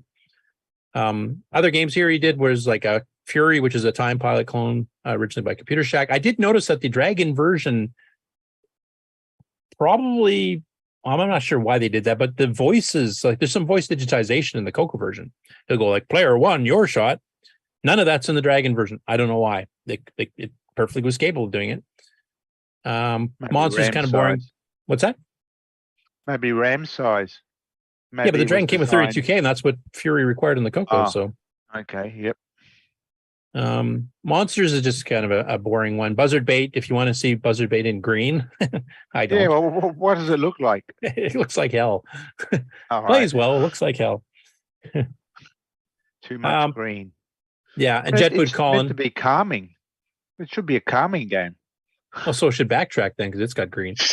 And that's one of the most frustrating games known to man, though it's fun. The one I was going to highlight a little bit here is called Sword and the Sorcerer. This is not one I remember seeing. And if I'm trying to remember, Jarb Software in the States had a game called The Sword and the Sorcerer. They had a full-page ad for it at one point.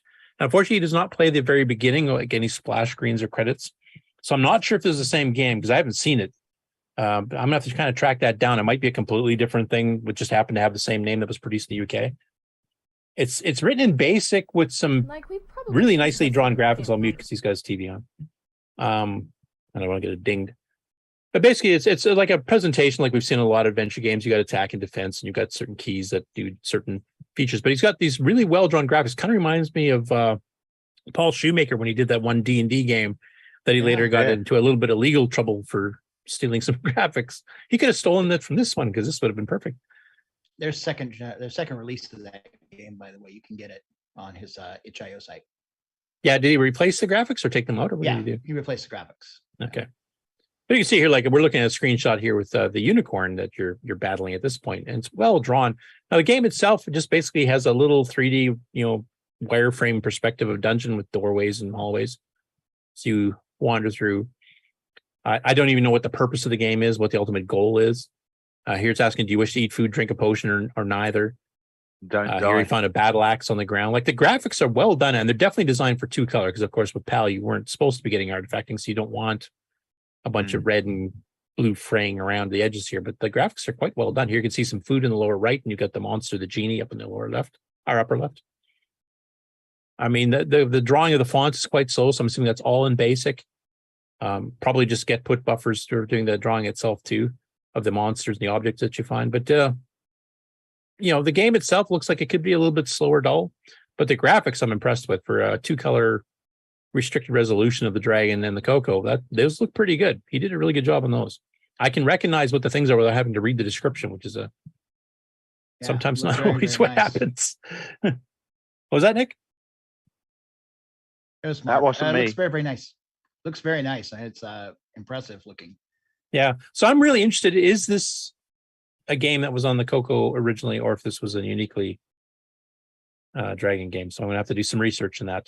And I don't remember seeing this one before, so it's a new one. Another one I have to add to my site. Darn it. Anyway, that's it for the Game On news. So let me switch to the regular news.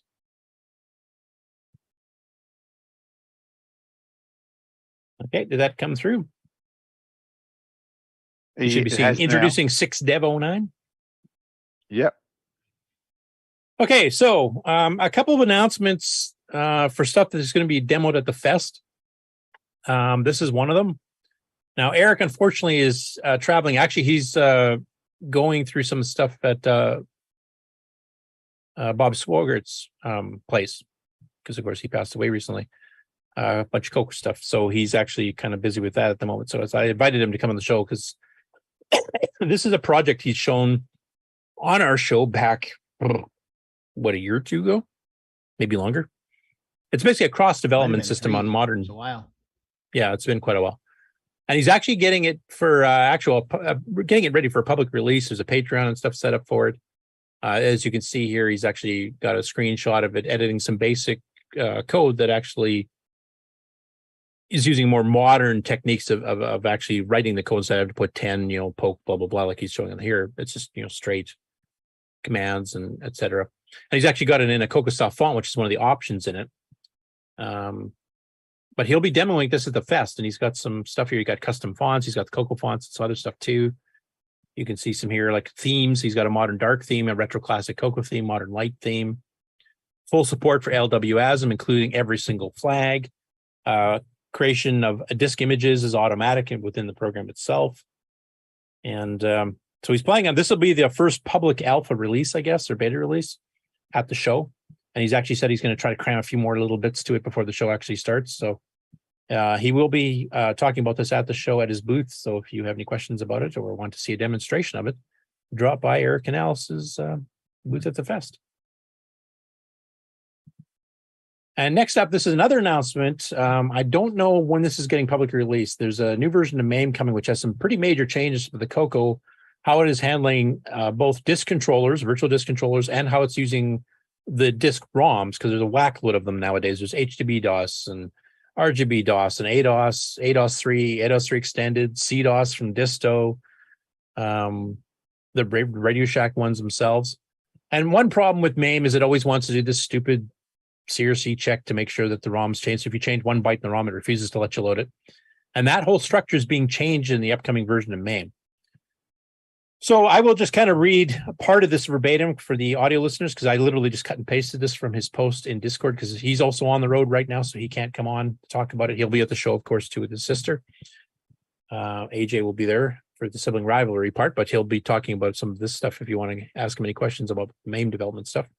So detailed changes in the upcoming CoCo MAME drivers. One driver is being removed, CoCo 3 DW1. This was a stock CoCo 3 with the DOS ROM replaced with a Becker port capable version of HDB DOS. Several slot devices are being removed, FTC V11, CoCo 3 HDB1, and CoCo 2 HDB1. These are all floppy disk controllers that use different ROMs. So CoCo SC2 CC1 and CoCo SC2 CC3. These are the Super Controller 2 devices that use different ROMs, and that's Distos, no-halt floppy controller. He said, in their place, FTC and SC2 slot devices have been expanded to support multiple ROMs. You can use the list BIOS command line switch to discover the ROMs that are available. Currently, they are V10, which is RSDOS 1.0, V11, which is RSDOS V.11, and that is the default if you don't specify one. ADOS, which is ADOS 1.02 for the CoCo 1 and 2, ADOS 2B, which is ADOS 1.02 for the CoCo 2B and supports true lowercase, if you have the T1 VDG chip, or if you enable that in the emulator. ADOS 3, which is ADOS 3 version 1.1.1, that's CoCo 3 version. ADOS 340, which is the same version of ADOS 3, but with 40-track drives enabled instead of just 35. And there's also ADOS 380, so it supports 80-track drives. So if you want to get 720K in a disk, go for it. RGB DOS, which is hard disk basic for MU disk, HDB K12 or K12, hard disk basic for the Becker port and drive wire 3 for the CoCo 1 and 2, HDB K3, which is hard disk basic for the Becker port and drive wire 3 for your CoCo 3. And then some BIOS options for the Disto Supercontroller 2. You can actually run it with CDOS version 4 for the CoCo 1 and 2, or CDOS 3 version 1.2 for the CoCo 3, which is the default. So that's the special version of DOS that the Disto Supercontroller 2 came with. I don't know if he's planning on supporting some of the other stuff later on, like the performance peripherals, Sardis controllers, and some of their extended DOS stuff, the Eliminator, or some of these other ones. But they basically set up the structure that you're not tied into having to have a pre-approved ROM to be able to run any of this stuff. You can actually just swap it. If I'm understanding correctly, I was hoping Tim was going to be here to clarify this. But my understanding is that you will be able to just swap ROMs in by command line and not have to worry about like downloading a new version of MAME or recompiling it to get it to actually let you do that. So that's cool. That's actually will help quite a bit with people that are doing development and want to check it against multiple different disk controllers and disk ROMs. Next up, Richard Kelly. He had that little demo that actually he had some ants wandering around on these different bridges, I guess you'd call them, and they would actually wander underneath a bridge and over top a bridge type thing to actually get a little bit of perspective. And it was all done in BASIC in a very small demo that was only 7 lines of code. So he's actually done a PDF here, which goes into great detail of how this works. And I mean, he's using a lot of other tricks and stuff here. He's using some tricks in BASIC I've never seen before. He even mentions one that he thought of later that he wished he could have done earlier. But this is kind of reminds me of the Alan Huffman blog post on BASIC, except this is a whole bunch of subjects combined into one document, but it's pages of this stuff here. And he goes line by line explaining exactly what everything does and some of the little tricks he uses, like doing comparisons as part of a function as opposed to an if, because it will result in a -1 or a 1 depending on what the result of the comparison is. And he uses that to say populate an array offset or something like that. So he's doing some pretty cool stuff in there, which help keep the code really small for doing a fairly decent animation in BASIC. Anyway, there's a lot of technical detail in here. If you want to learn some really cool stuff you can do with extended BASIC or even just color BASIC for that matter, definitely go check that out. And that's on Facebook in the CoCo group, I should mention. Next up, the Glenside Color Computer Club, the hosts of CoCoFEST, have now added the chat function, general chat, in Facebook on their Facebook page. Now, I've not done anything in general chat, so hopefully some of you guys have, because I'm not even sure what exactly it is. I think that's basically a public chat that everybody in the group can see. Is that accurate? Has anybody else tried this? I think so. That just in a general way across Facebook, but in that group, yeah, I do believe so. Okay, which would be useful because one problem with Facebook is if you do posts, because Facebook's stupid algorithm as what's going to display to every individual user is just retarded. You can completely miss posts, and if this stays strictly within a chat where you can actually scroll back and take a look at everything, that would make better sense. We can actually follow a conversation and not miss things. You just have to scroll back and look. Whereas with Facebook, you have to try to figure out where the hell it hid something, or maybe look by the username or something stupid. Like, it's just dumb. They just feed you what they want to feed you because they wanted you to see ads, as far as I can tell. Next up, and this is kind of a follow-up we covered last week, or maybe it was 2 weeks ago. Robson Franca had been doing some oscilloscope readings of 4-voice harmony songs from the CoCo. And we went through the William Tell Overture last time, and that one, for some reason, got pitch shifted and warbly and had some problems. This one does not exhibit that. And this holds a bit of a dear to my heart because this is the first 4-voice song I ever heard. I had no idea, at the time where it came from. It just came, quote unquote, backed up, pirated. The William Tell they did last week was the first time I ever saw the listing and actually knew where it came from. That was from a Color Computer News. It was a contest winner in a programming contest they had back in '82. So this one actually, I think, was originally done with the Composer by Speech Systems. Yes. Oh, Ellen's going to turn in her camera. All right. Bob, you're live on mic, just so you know. Sorry.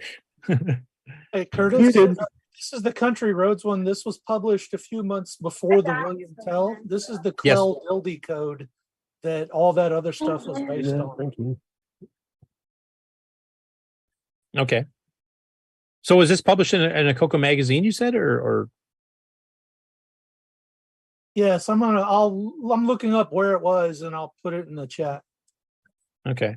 Because it sounds like the composer, like the original composer by Speech Systems, had a bit more of a crackly. They couldn't hit the high notes as well as the later engines like the William Tell Richard is. Systems code was based on Clell Dildy's. It even used the same variable names and everything. They released it as public domain in one of their manuals because they didn't write it. Okay. Well, they must have tweaked it somewhat because the sound quality definitely went up. Yeah, it's but it is the same code. Okay. Anyway, for those who have not heard it, and because it mentions West Virginia, I don't know if Bolt's still on here, but this would be kind of like a theme song, I guess, for him and Aaron.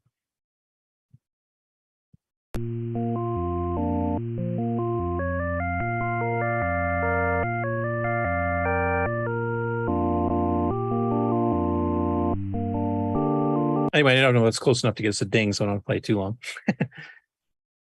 But it was really well done. I remember I had a 4K machine, so this would have been early to mid 81.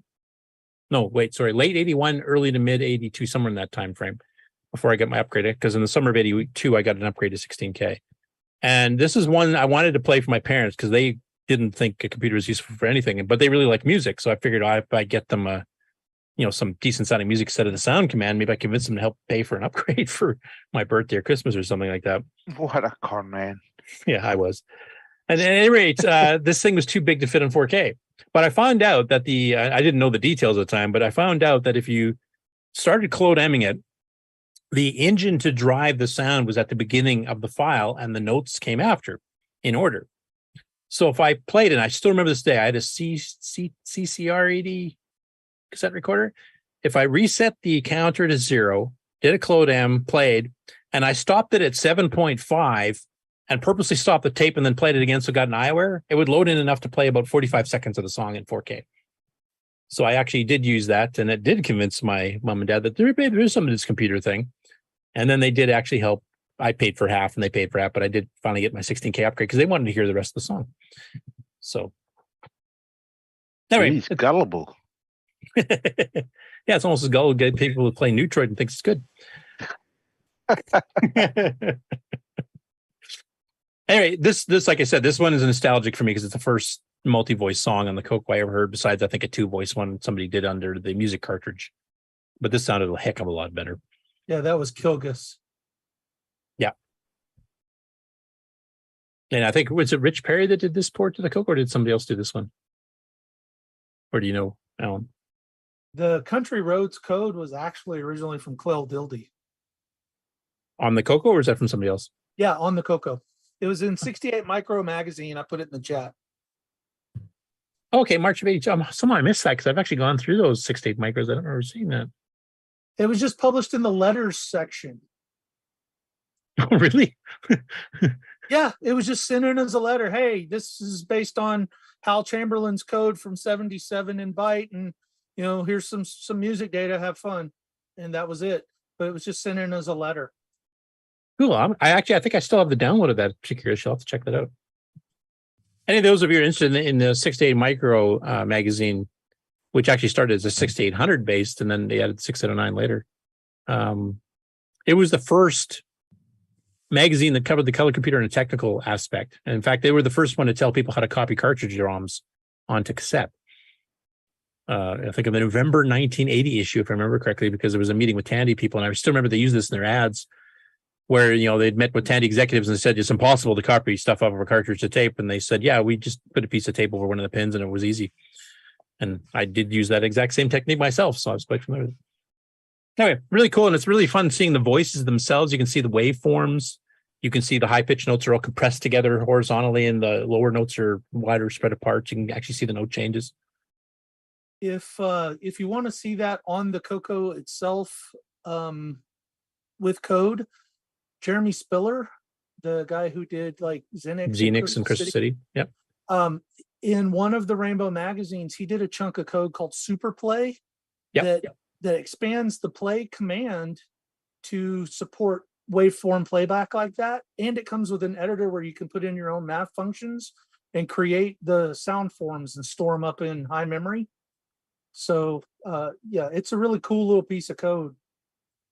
Yeah, I think I remember seeing that. That was probably about the mid to late 80s he published that, right? Not Yeah, I that. think it's 88 or 89. Yeah. Cool.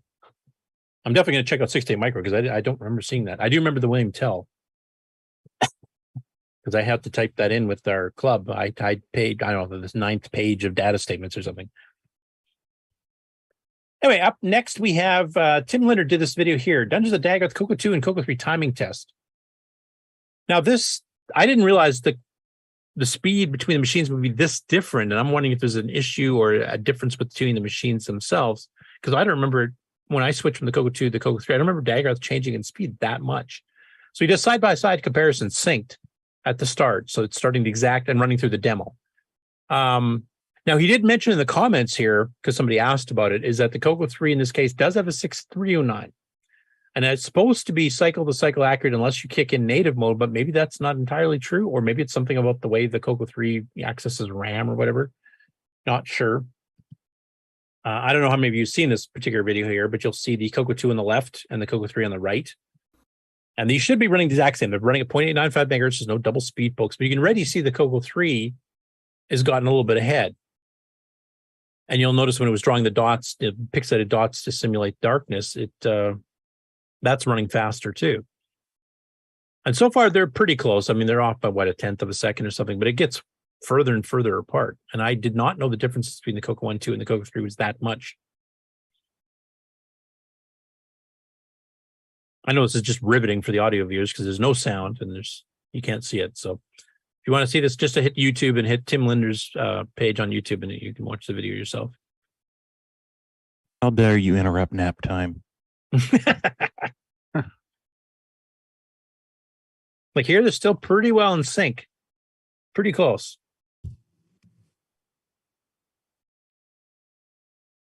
Bad guy. But now it's starting to get out of sync. Pretty drastically out of sync. Like it's several sets of frames ahead now. I'm going to have to put my CoCo 1 and my CoCo 3 next to each other and see if I get the same thing. Because honestly, I don't remember this being that different. Like this is enough I probably would have noticed. I wonder if the gimme is slightly more efficient than the old VDG chip. That could be. It could be a difference depending if the CoCo 3 has an 86 or an 87 gimme. Maybe the 87 was a bit more optimized and I had an 86. Something different in the same emulation in the gimme. Could be the RAM upgrade. Like it could be running like 120 nanosecond dynamics versus static RAM or something. Maybe that makes a difference too. I don't know. End of the day, does it really matter? Well, in this case, I mean, you can see how far ahead the CoCo 3 is now. Yeah, but does it So matter? the game's playing literally like 5-10% faster at least. Well, I wouldn't say better. It's different. Like It's if you're only used to demo. playing a game with certain timings, like if you get some of those dragon games that, pixel perfect jumps are required, you're going to have to relearn it all because now those aren't the same. Yeah, now you're smashing your nose in the wall and not jumping back or whatever. So it would definitely have some effects on certain games, I think, for gameplay. So I'm kind of curious. Hopefully Tim will have some more details when we see him at the show. So go ahead, Nick. Mark Siegel says it looks like a different video mode, but I think that's probably just No, that's just artifact versus RGB. RGB. Yeah, that's what I figured. Yeah, CoCo 3 is hooked up to an RGB monitor, so you're getting pure black and white for P mode 4, and the CoCo 1, 2, of course, with RF is just doing the artifacts. Next up, I don't know how much Nick knows about New Zealand retro shows, but apparently they have them there too, just like they do in Australia. And Nick's actually presented from a few of them in the past. So this one's the 3rd annual New Zealand Vintage Computing Meetup. And it's about an hour-long video where they kind of just go through and look at some of the different systems. And one of the ones they actually picked was a CoCo 2. And I will actually play, I think, this segment because it's a little bit interesting to get their perspective on things. There's a bunch of others on here, too. I think it's 15 different systems. The CoCo 3 was there. It just wasn't plugged into the monitor at the time. Like you'll see some shots of it on the table beside the CoCo 2. But I thought it'd be interesting to get some perspective from the New Zealand because I don't think we have anybody in our group from New Zealand that I know of. Is I roll on the Color Computer 2. This is my least capable 8-bit machine I've got. Back in the day, these were cheaper than Commodore. And Nick, your game's in there My too. friends had Commodore 64. Yeah, well, that's right. I've got to sponsor this guy. $500 and these were $200. So Said it was least capable. Least capable of the machines he's got, so I don't know what all he 68 has. ARM-based. They were a nice computer to learn, like basic originally. I never learned assembler on it back in the day because I was a bit too young for that. I'm sure Taylor name would like his Since shirt. then, I've got a tape. What's his name? Matthew something. Yeah. It might Well, say he on the obviously credits at al- the end. Yeah, he obviously bought a copy of my game, so I'd have him on a record. Yeah, first name's Matthew, and I think there is some credits at the end that actually would give his full name if you wanted to find out. Reed? No. Drag him down. A few games still getting made. There we go. New games. Pause the video there. Written by a guy called Nick who lives in Brisbane. When he was a teenager, he sold games to Tandy Australia. There was a pretty good one about a donut dilemma. And You sure you're not paying this guy? No, I don't know. anyway, he still If it writes is, some I just games. got a free one. It's in semi-graphics mode. This thing being a power machine, and a lot of the games coming out of North America relying on NTSC artifact colours means the colours are quite shit in a lot of games. And Tell us how you really so feel. It's just a nice machine. I've got the whole. I believe I've heard Nick describe it exactly yeah. the same. It's just fun going through all the old games that Yeah. used to look on the Pause there. shelves of the candy store and go, wow, and you know they were $30 a game. I just wish he had actually demoed the CoCo 3 because that's far more capable, and some of your games on there are a lot more impressive. He's saying that the CoCo 2 is his weakest computer out of his collection. I've been interested to see what the CoCo 3 compared to. Least capable. Yeah. Least capable, yeah. Now he's got it Yeah, looks like an Apple II GS to the left off. That's more than the CoCo 1 It and 2. is, So. yeah. Well, that was a CoCo 3 is more in line with the GS. Yeah, or 86. even the ST to a certain extent. Yeah.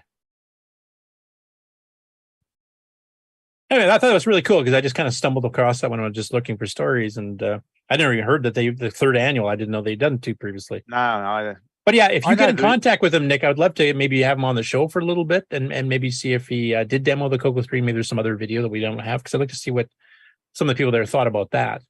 Because I know Yeah. at one point in the video, they started playing a CoCo 1 and 2 game. It wasn't yours, though. It was something else. Can't remember what it was off the top of my head. But basically, they started playing it. A young kid, maybe 9, 10 years old, came by. Oh, that looks fun. And he just grabbed the joystick and started playing it. And that's the kind of thing I'd like to see at the fest type thing, where we get some of the young people trying out some of the old retro games and see what they think. Because a fun game is a fun game. It doesn't matter if the graphics are like, 16 million colors at, 4K res, or if it's this, semi-graphics 12 or semi-graphics 4, whatever. As long as the game's fun and engaging, then it doesn't really matter. The rest is just window dressing. I just want to point out they have Unisys Wang beach towels. It must be a cool place to hang out. Danny's got some old IBM PCs to the left there. I don't know if that's all his stuff or if he just owns certain parts of it. But Black Beauty Joysticks, he's got a CoCo STC, which he also pimped on the show a little bit there, and he's got a Yes. CoCo 3 that he never plugged So he's into this. pretty active. Yeah, he's pretty active, obviously, in the CoCo. Yeah, I mean, he's aware of the new stuff that's out, so. Yeah. But yeah, if you look him up, I imagine you don't have too many orders from New Zealand. Actually, I think he's the guy who's also does all the System 80s as well. You're gonna have the Dick Smith System 80, the TRSA Model 1 clone. I think he's a fellow who does all those. But get in contact with him and see if he wants to pop on the show for a high meet and greet or something like that, and we could pump, or pimp his retro shows and stuff here for his channel or anything else too. $5 a month pocket money, so. Yeah, I think he's a fairly active member. Okay, cool. Well, if you can get a hold of him, see what you can make happen. Okay, next up, and this is something you will be able to get at the fest.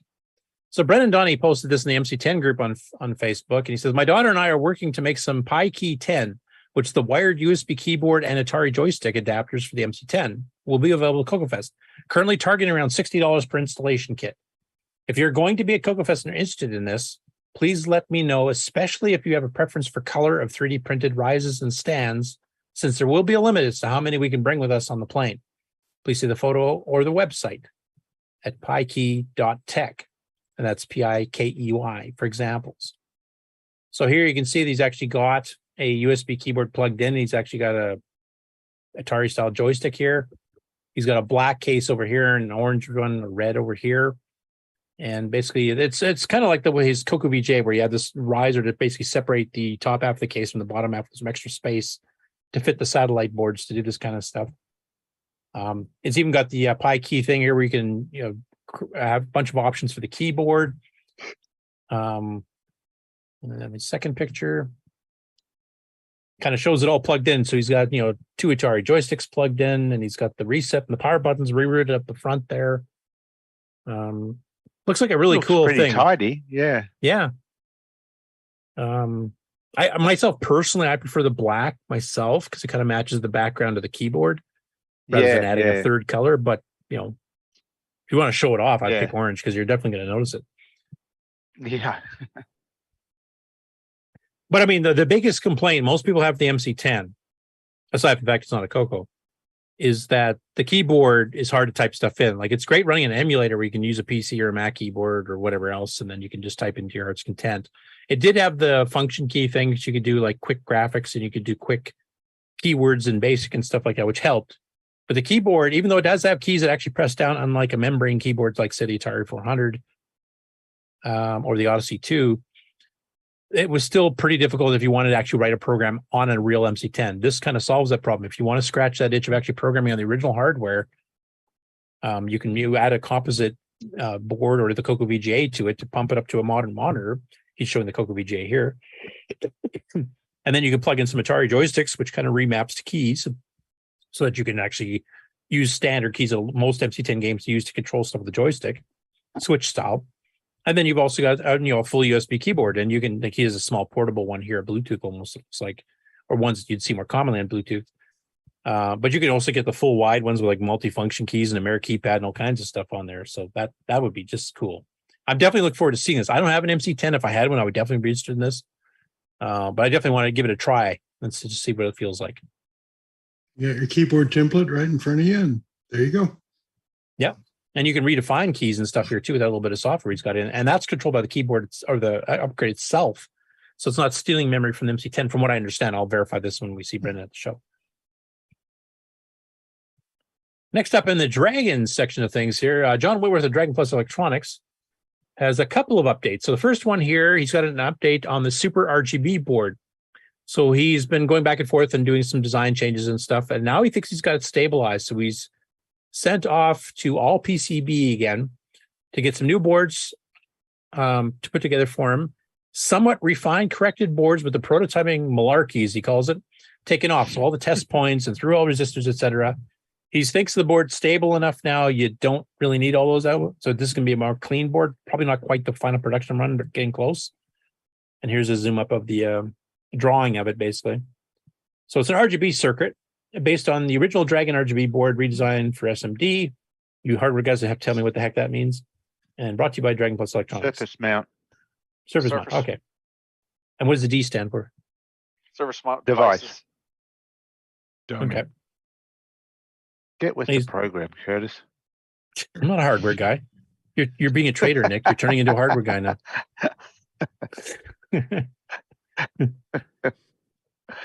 Anyway, it looks good. I'm definitely interested to see where this goes because I've seen some of the RF output from the Dragon, which ironically is better than the CoCo usually is, but it's still somewhat subpar. Going straight to RGB would actually look really, really good. And then the second update from John, and he mentions here, I've had a couple of queries about the lowercase starter board, as although it's not been listed for sale for a while, it's still been on the products page of my website. The reason I stopped selling it is because the price of suitable EPROMs, which is what holds the character sets, the alternate character sets with true lowercase, etc., have gotten ridiculous. And he mentioned specifically the Atmel 27C512 has quintupled in price in a year. Yeah. And I'm sure your hardware guys are well aware of all the stupid chip problems we've been having the last 3 years. But basically, he's actually made a kind of a dumbed down. He said, I found some new old stock 2756 EPROMs, which will only contain half the character sets he had bundled with the original 512 version, but still give lowercase accented characters and some other things. And you can upgrade to a 27512 if you want to find that, but he's basically bundling the kits with this. And basically, this board is now available again because those chips you can still get at decent prices. And for those of you not seen what the output results for that is, here's the board itself, and he's got this nice little zoom in. You can kind of go through it. But here's some of the alternate fonts here. So here's got one that's actually got some graphical shapes in it, true lowercase, thickened characters, so they're basically pre-bolded for you. Yeah, that one looks good. And there's the inverse version. Some of them have serif, some do not, like this one here, and the invert one. Here's one that's more the thinner style with some of the special characters in there too. And then with some inverse thrown in. There's some lowercase. There's more of your standard stock character set. Now the /0, I think that means that it's more of a T1 VDG style, except without the lowercase enabled, which of course you can do. So there's the lowercase. That's kind of like the T1 equivalent fonts. And then here he's got some redefined with European characters, etc. That's more the stock CoCo 1 and 2 original VDG without the 0/, the big square O. And here he shows some screenshots of an actual game in action. So this is Quest by Aardvark, which is kind of a RPG style exploration game. But it was reprogrammed to use lowercase. So he's using lowercase to its full extent. And even on the maps, you can see the semi-graphics are still working. The standard, punctuation characters are still being used for mountains and swamps and the river, etc. But now the actual prompts are in true lowercase, so it kind of gives you an idea. Here's got a font that's shrunk a bit vertically, so it gives you a bit more separation between the characters vertically, so they don't run together. It's a little bit easier to read for some people. And the lowercase version of that as well. And here's one that's a bit expanded, it's a bit bigger than normal, which I think the lower kit by Dennis Kitts used to do. And here's one really shrunk vertically. We got the lowercase is being represented by shorter versions of the same uppercase characters. Cool. So, and the CoCo VGA does this too with redefinable character sets. I don't think this one is redefinable. Maybe the Atmail version did, but the current EEPROM, I'm assuming is not, but I'm not positive. Anybody in the chat who's familiar with this, if Karen's here, for example, might be able to explain this better. But for 20 pounds, that's actually not bad. He didn't have to jack up the price now. And you, like I said, you only get half the fonts that you would have gotten on the original version, but it's still true lowercase with multiple font selection anyway. Nice upgrade kit, honestly, and cheap. And then last story for the day, Matt K is now stocking replacement Dragon disk drive stickers. If you're missing a badge or if it's all knackered up, you can actually get a replacement to put on. And of course, we've seen this for the main badges and RAM badges and stuff on the CoCo, et cetera, too. So it's nice to see they're getting some replacement label love for the ones that are damaged from age and yellowed out or starting to peel off and getting all bent, et cetera. So if you have an actual Dragon drive, and this is for a dual floppy, as you can see there's 2 holes for 2 different 5.25-inch drives. Looks good. And that is the end of the news for today. Blame on. Now I'm guessing Ken never made it back on? Yeah, I'm right here. Oh, you are here. Okay, good. I had to go get an iPhone so that I could join because my crappy phone didn't have enough Wi-Fi signal. Yes, I remember you had problems with your GPS on your crappy phone too. Yep. Yeah, that's what I get for buying a Google phone. Yep. I want the shortest route home. Okay, here's a dirt road going through a riverbed. iPhone all the way next time. Anyway, I don't know if you caught what we were talking about when I tried to vamp as long as I could on the Game on Challenge stuff. No, I was completely out of the loop. My internet's still dead. So okay. Well, we covered tea time a bit, and I mean, you can maybe expand on that if you wish. Kind of cleaned up the review part of Eric's and stuff, discussed a bit of Eric's, but I don't have a clue what your next game is. Also, the fact that there's some extensions because of the show as to how long the next games are going to last. So if you want to take that part over. Okay, well, Tea Time is currently running till the week after CoCoFEST, so for 2 more weeks. So it'll be running for a total of 3, and this one will also go for 3 weeks. So it'll finish the week after Tea Time, and let's see. Can I actually show you? Yeah, here we go. You want to highlight it, Mark? Oh, you did. Okay. This is the game that we're adding. Oh, geez, it's by Roger Smith, isn't it? I believe so. So you've got actually on the top of the screen there, you've got 2 kind of things. Basically, your ship on the one side, it's like Stellar Lifeline. It's flying across from one end to the other. And the other thing is a kind of a radar screen, so you can see what's coming at you. And you basically have to shoot the meteors or avoid them. Okay. So, Yeah, this is a What's it T&D called? game, if I remember, isn't it? just a second, I will tell you. Okay, let's. Never seen that one. I have. Cosmic Sweeper. Sweeper, right. And Roger Smith, I was right. Yeah. So it's kind of a three-dimensional type because you can see dots on the top radar of where asteroids are going to be, and then they get slowly bigger in your main view, and you have to either shoot them or avoid them. So, yeah, Roger did a lot of really cool games for T&D. Like some of his stuff was really commercial quality. He published one game I think he did sell commercially through Novasop, wasn't it? Skyway kind of looked like Zaxxon at first glance. Yeah, we played that one a while back. Yeah. But he's had some other 3D where you've actually seen like the 3D perspective lines of the ground coming, and then these big star things can get bigger, and you have to shoot them out of the sky. Yeah. Yeah, he's done quite a few. He did what's that one where you're running across something to do with fire? You have to use a shield to block fireballs, and you have to duck and jump and. Oh, we might have played the that dragons shooting fire at you across the castle moat. No, they're actually coming towards you on a running ground. Oh, okay.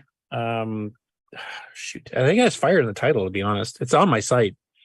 Yeah, I know. I think I know which one you're talking about. But yeah, he did a lot of really cool stuff, and the fact that he gave, like Andrew Perskursky did, he was quite prolific. Like he did probably a dozen or so machine language games, and they were good enough that you could have sold them. And he just gave him to T&D. I mean, obviously got paid some money for that, but T&D was just a tape magazine, so you paid $80 a year, and you got 12 new games from Andrew and some old Tom Mix stuff, plus Roger and a few other machine language game writers there, and his were, I think, out of the T&D ones, other than stuff that was relicensed commercial stuff like Tom Mix and Oregon Computer Systems, his stuff was probably the top quality out of all of them as far as presentation, etc.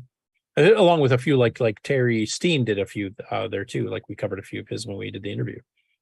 What did you say his name was? Roger Smith. I've tried finding him. I haven't been successful so far.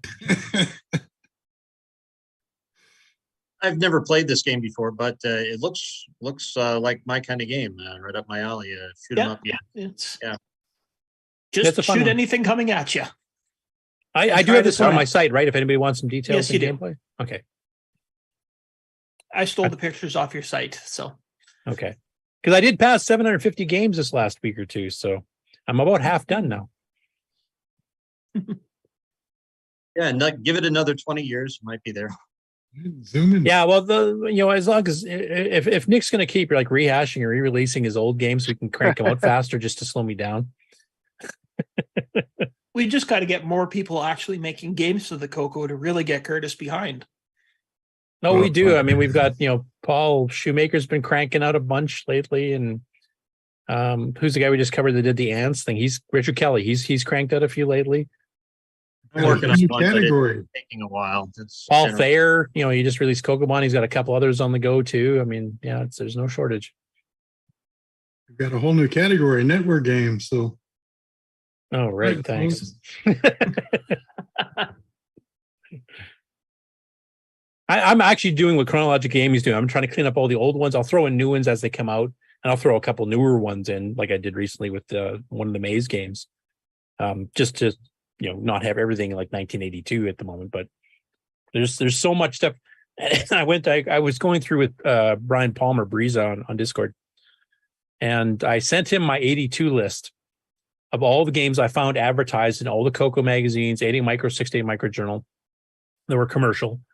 And I'd say half of them nobody has. They're not on the archive. I don't have them even on all the discs I went through.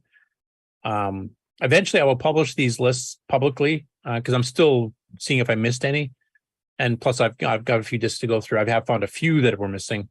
But I don't know if anybody knows any CoCo people that were active in the very early days and like basically copied everything they could get their hands on. But if you guys know any people like that, like Alfred Santos, who did the original CoCo Chronicles history, way before Boise did the book. He was active right from, I think, Christmas of 1980s when he got his. So he actually did know, like he got the first issues of CCN, Color Computer News, when they first came out. So he might have some of that stuff, but if he wasn't a pirating type of guy, we may not have the software. So I really want to fill in those gaps. Those 2 4K games I got the last couple of weeks, I was really happy and chuffed about that. So I'm hoping we get some more. But if you guys know anybody or you guys have any stuff that's not on my site, just ask me, fire me a message in Discord or an email. I might have it and I just haven't gotten to it yet. There's, hundreds of those. But if you by chance have some stuff I have not been able to find, I definitely would like to see them. Or if you've ever wanted to write a CoCo game, just make it and send it to Curtis to put on his site. Yeah, I'll give it a shot. And now I think, Mr. David Ladd, you had something you wanted to talk about? And that's the end of the show, folks. Thanks a lot, Nick. So yeah, one of the things that let me go ahead and share my screen or my window here. As soon as I find it. As soon as I find it. Grease weasel. No, it's not a grease weasel. No, I can't highlight him because he's not showing video. Real-time clock. Well, I can turn the video back on too. But all right. Okay. So you should be able to see this, right? Yeah. No. Disc Extended Color Basic 2.1. Right. So one of the things that as soon as I actually get it back to MAME, so I can see what I'm doing. So one of the things that I've been working on is a updated Alt Control Reset image for my CoCo 3 that's going to the Fest. And I just wanted to show this. This is not the correct image that will be at the Fest, but this is just a teaser. So this is what mine is through MAME, because I use MAME to test it. And this is just a preview. And one of the other things I did. Why does that look Titanic to me? Yeah, I was about that same thing. Would have been better in red. Blue on my screen. Need a couple of horns. That's the standard color on blue. But one of the other things I did, because I usually use a monochrome monitor on the composite out behind the CoCo, so I can still see what's going on without having to walk around the table. So I'll put it on composite, and as you can see, it's black and white. So all of the modes.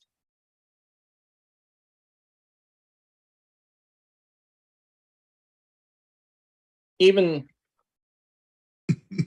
the graphic ones are all got the what's called the color burst disabled.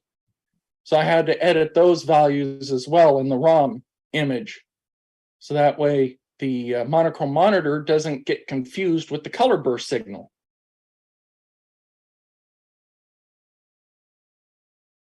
But of course, for some reason,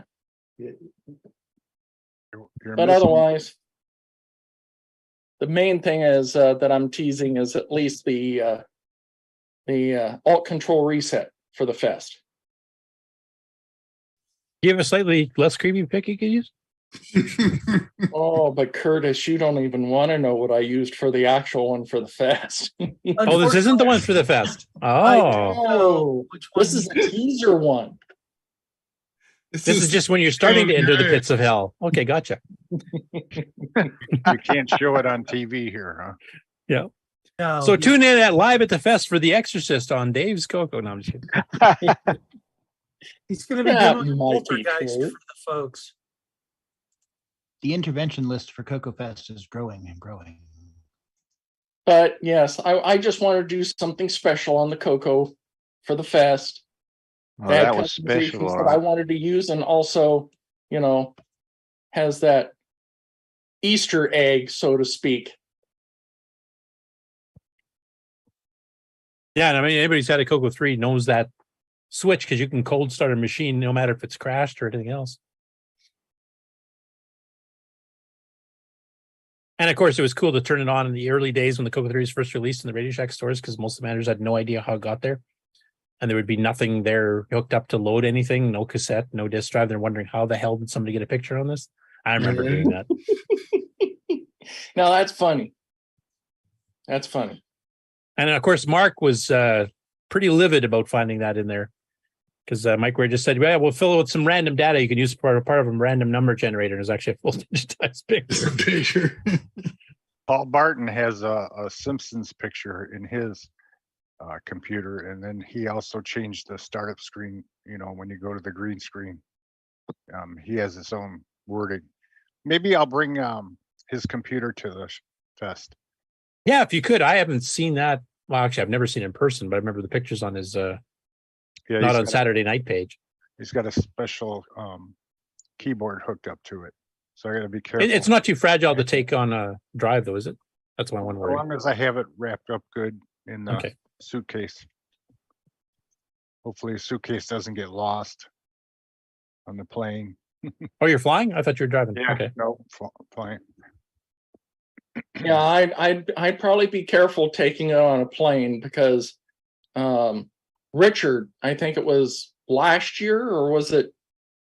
2021. Yeah. He lost everything. So he lost tools, whatever equipment he brought.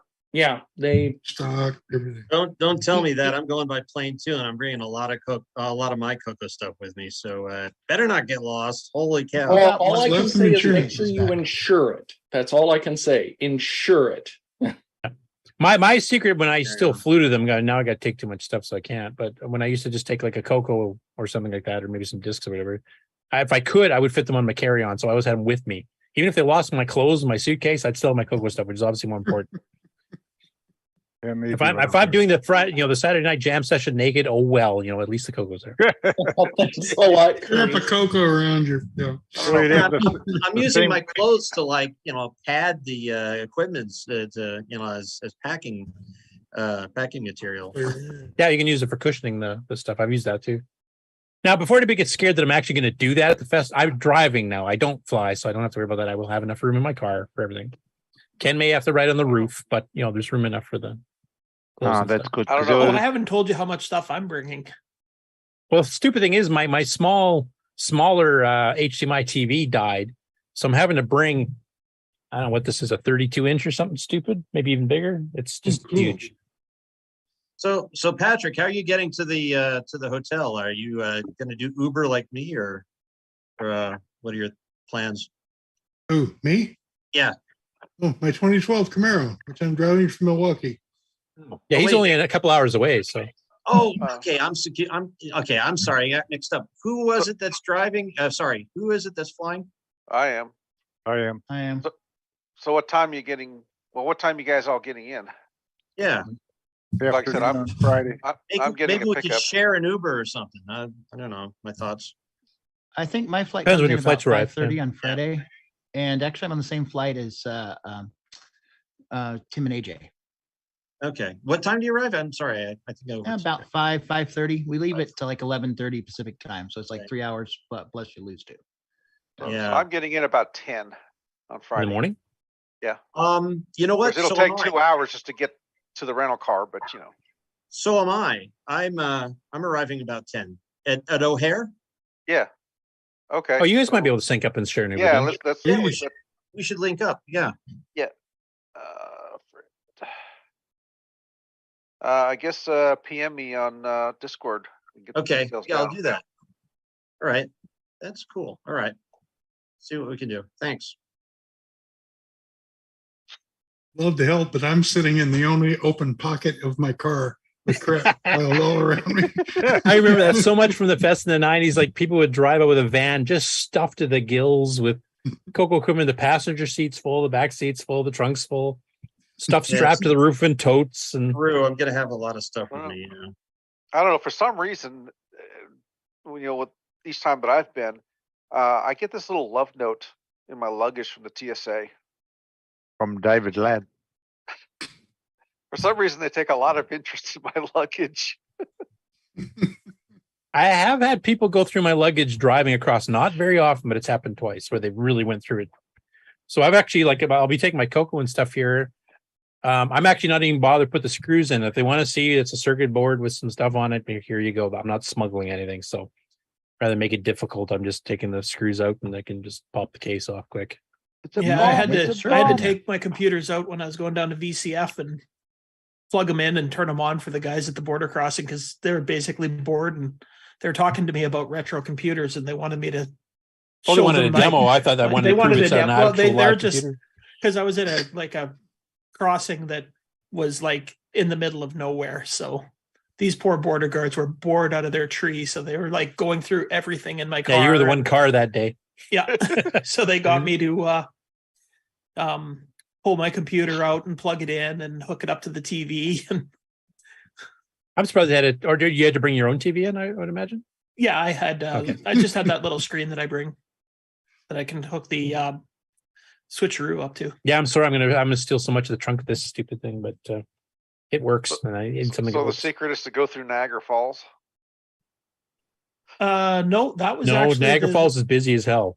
That was they don't take the time to search you. Hopefully, the stop. Oh no, if they want to be dicks, they're dicks. That's they always got time to search you. It doesn't matter what direction you're going. If it's Canadian Customs or U.S. Customs, same thing. If you get the person who wants to be a dick that day, you're going to be hanging around for hours. That's why, like Ken, I go through Monchi or Morgan, which isn't even open 24 hours.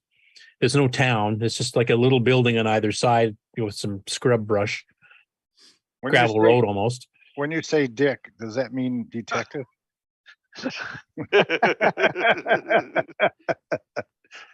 All the bad border guards are named Dick. That's what I mean. Oh. That's how you can tell. Okay. It's Richard.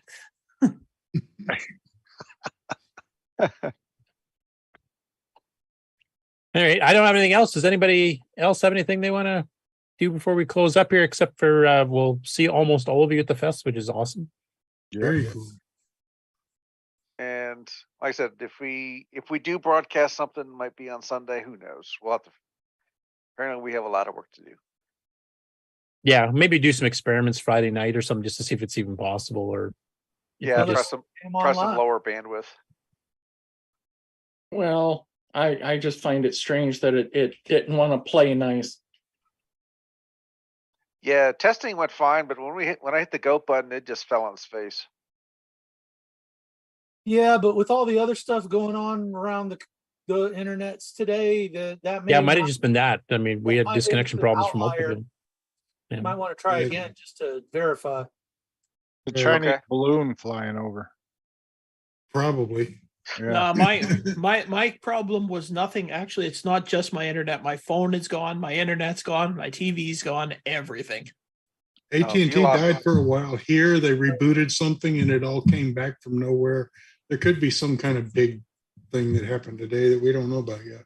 Canadia's going like with Red Dawn thing. Sounds like another Rogers thing. Maybe it was an EMP. They lost an amp or something. Well, I mean, there was that game about missile command over Canada. Maybe that's actually started. Yeah. I think Ken was off when that was going on, wasn't it? It was. I did catch that part though. I was trying to send some messages on my phone and it was intermittently connecting and I saw that part. Yeah. Actually, Ken, I was going to ask you when do you arrive here? I'll be getting to Saskatoon Wednesday afternoon. Oh, okay. So basically just you'll have a sleep and then we'll head off first thing in the morning. Yeah. So we'll have to figure out exactly what time that's going to start. So early. I'm leaving here on Tuesday morning, early. I might as well just drop the car off. You can just crash in the car and we'll get going in the morning. Just sleep in the car. If my son comes, you'll be able to hear the author of Ron's Garage music. Okay, cool. Are you bringing the missus to the show? No, she's not coming. I'm bringing my mom to Toledo, Ohio, and then I'm gonna rent a car and drive to Chicago. Oh, okay. Oh, that's where I got confused because you are driving part of it. Yeah.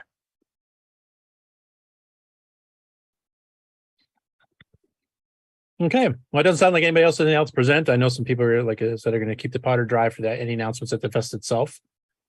But I'm really looking forward to meeting a lot of you again, and some of you for the first time, like Bob, and I guess I have met Boat already in person, but it'll be the first time he's been at the show. So Fred, we've never met in person, I don't believe either. So that'll be cool. That's right, we haven't. I've met a bunch of you. Came, a couple of he years came ago. in November. 21. Yeah, the one us Canadians weren't allowed to cross the border, so we couldn't go. Until the By day a whopping after. 2 days. Yeah, the day after. That's right. Yes, Monday. Yeah, you can go now. So are we going to have Maybe I'll- donut dilemma? Is that one of the Just goodies that we're going to get? Also, my understanding is there's a White Castle right near if people want to get something to eat for breakfast or something. Is that true? I have a negative story about White Castle from a couple of years ago when I was visiting New York. Yeah, for me, White Castle's been hit or miss. The one in BC I went to Yeah. actually was pretty good, but My son, let's just say my son could not keep it down. Well, my dog didn't even eat it. so Mark, are you feeding White Castle to your cats? Is that the problem? I don't know. Well, lately they've been okay. Yeah, I mean, honestly, like I said, it's like Denny's. You can go to some places and it sucks, and there's other places you go and it's actually pretty decent. So My that's one of the dog ones that flipped hit or the miss. burger over and looked at it, and smelled it, and looked at me like, "Are you kidding? Trying to kill me here? Yeah, what's the deal?" Okay, well, I think that's a good enough place to sign off, and we'll see a lot of you next Friday, Saturday, and Sunday. Yep. Okay, let's run the outro then. Some people have big plans after school. What's little Curtis is gonna do? Little Kenny too. L. Curtis is at work on OS 9 improving the ease of use so his pen pal Nick can better program new games. And Kenny is at his Radio Shack color computer playing his favorite game of the week. But wait, Curtis is now documenting every single CoCo game. And Kenny's now having a blast with the second game of the week. You could spend 24 hours a day inside your bedroom playing and working on your CoCo. That is until your mom yells the most dreaded words ever. Get outside and get some fresh air right now. You have to listen to your mom. What other option is there? On Saturday, April 22nd, come visit the Charmark Computer Booth 11 at CoCoFEST to discover the answer. We look forward to seeing everyone there. This concludes another episode of the CoCo Nation, the world's leading live interactive talk show featuring the Tandy Color Computer. For all things the CoCo Nation, visit us on the web at thecoconation.com. We'd love to hear from you. Send feedback, suggestions, even segments via email to show@thecoconation.com. The CoCo Nation Show would not exist without the community and its cast and crew. The CoCo Nation theme song, copyright 2022, D. Bruce Moore. Mixed, mastered, and produced by D. Bruce Moore. The CoCo Nation is over. Join us on the CoCo Discord server. CoCo forever.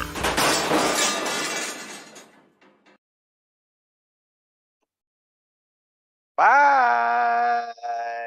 See a lot of you next week in person. Bye, everybody. Watch out, David Ladd's a hugger. Bye.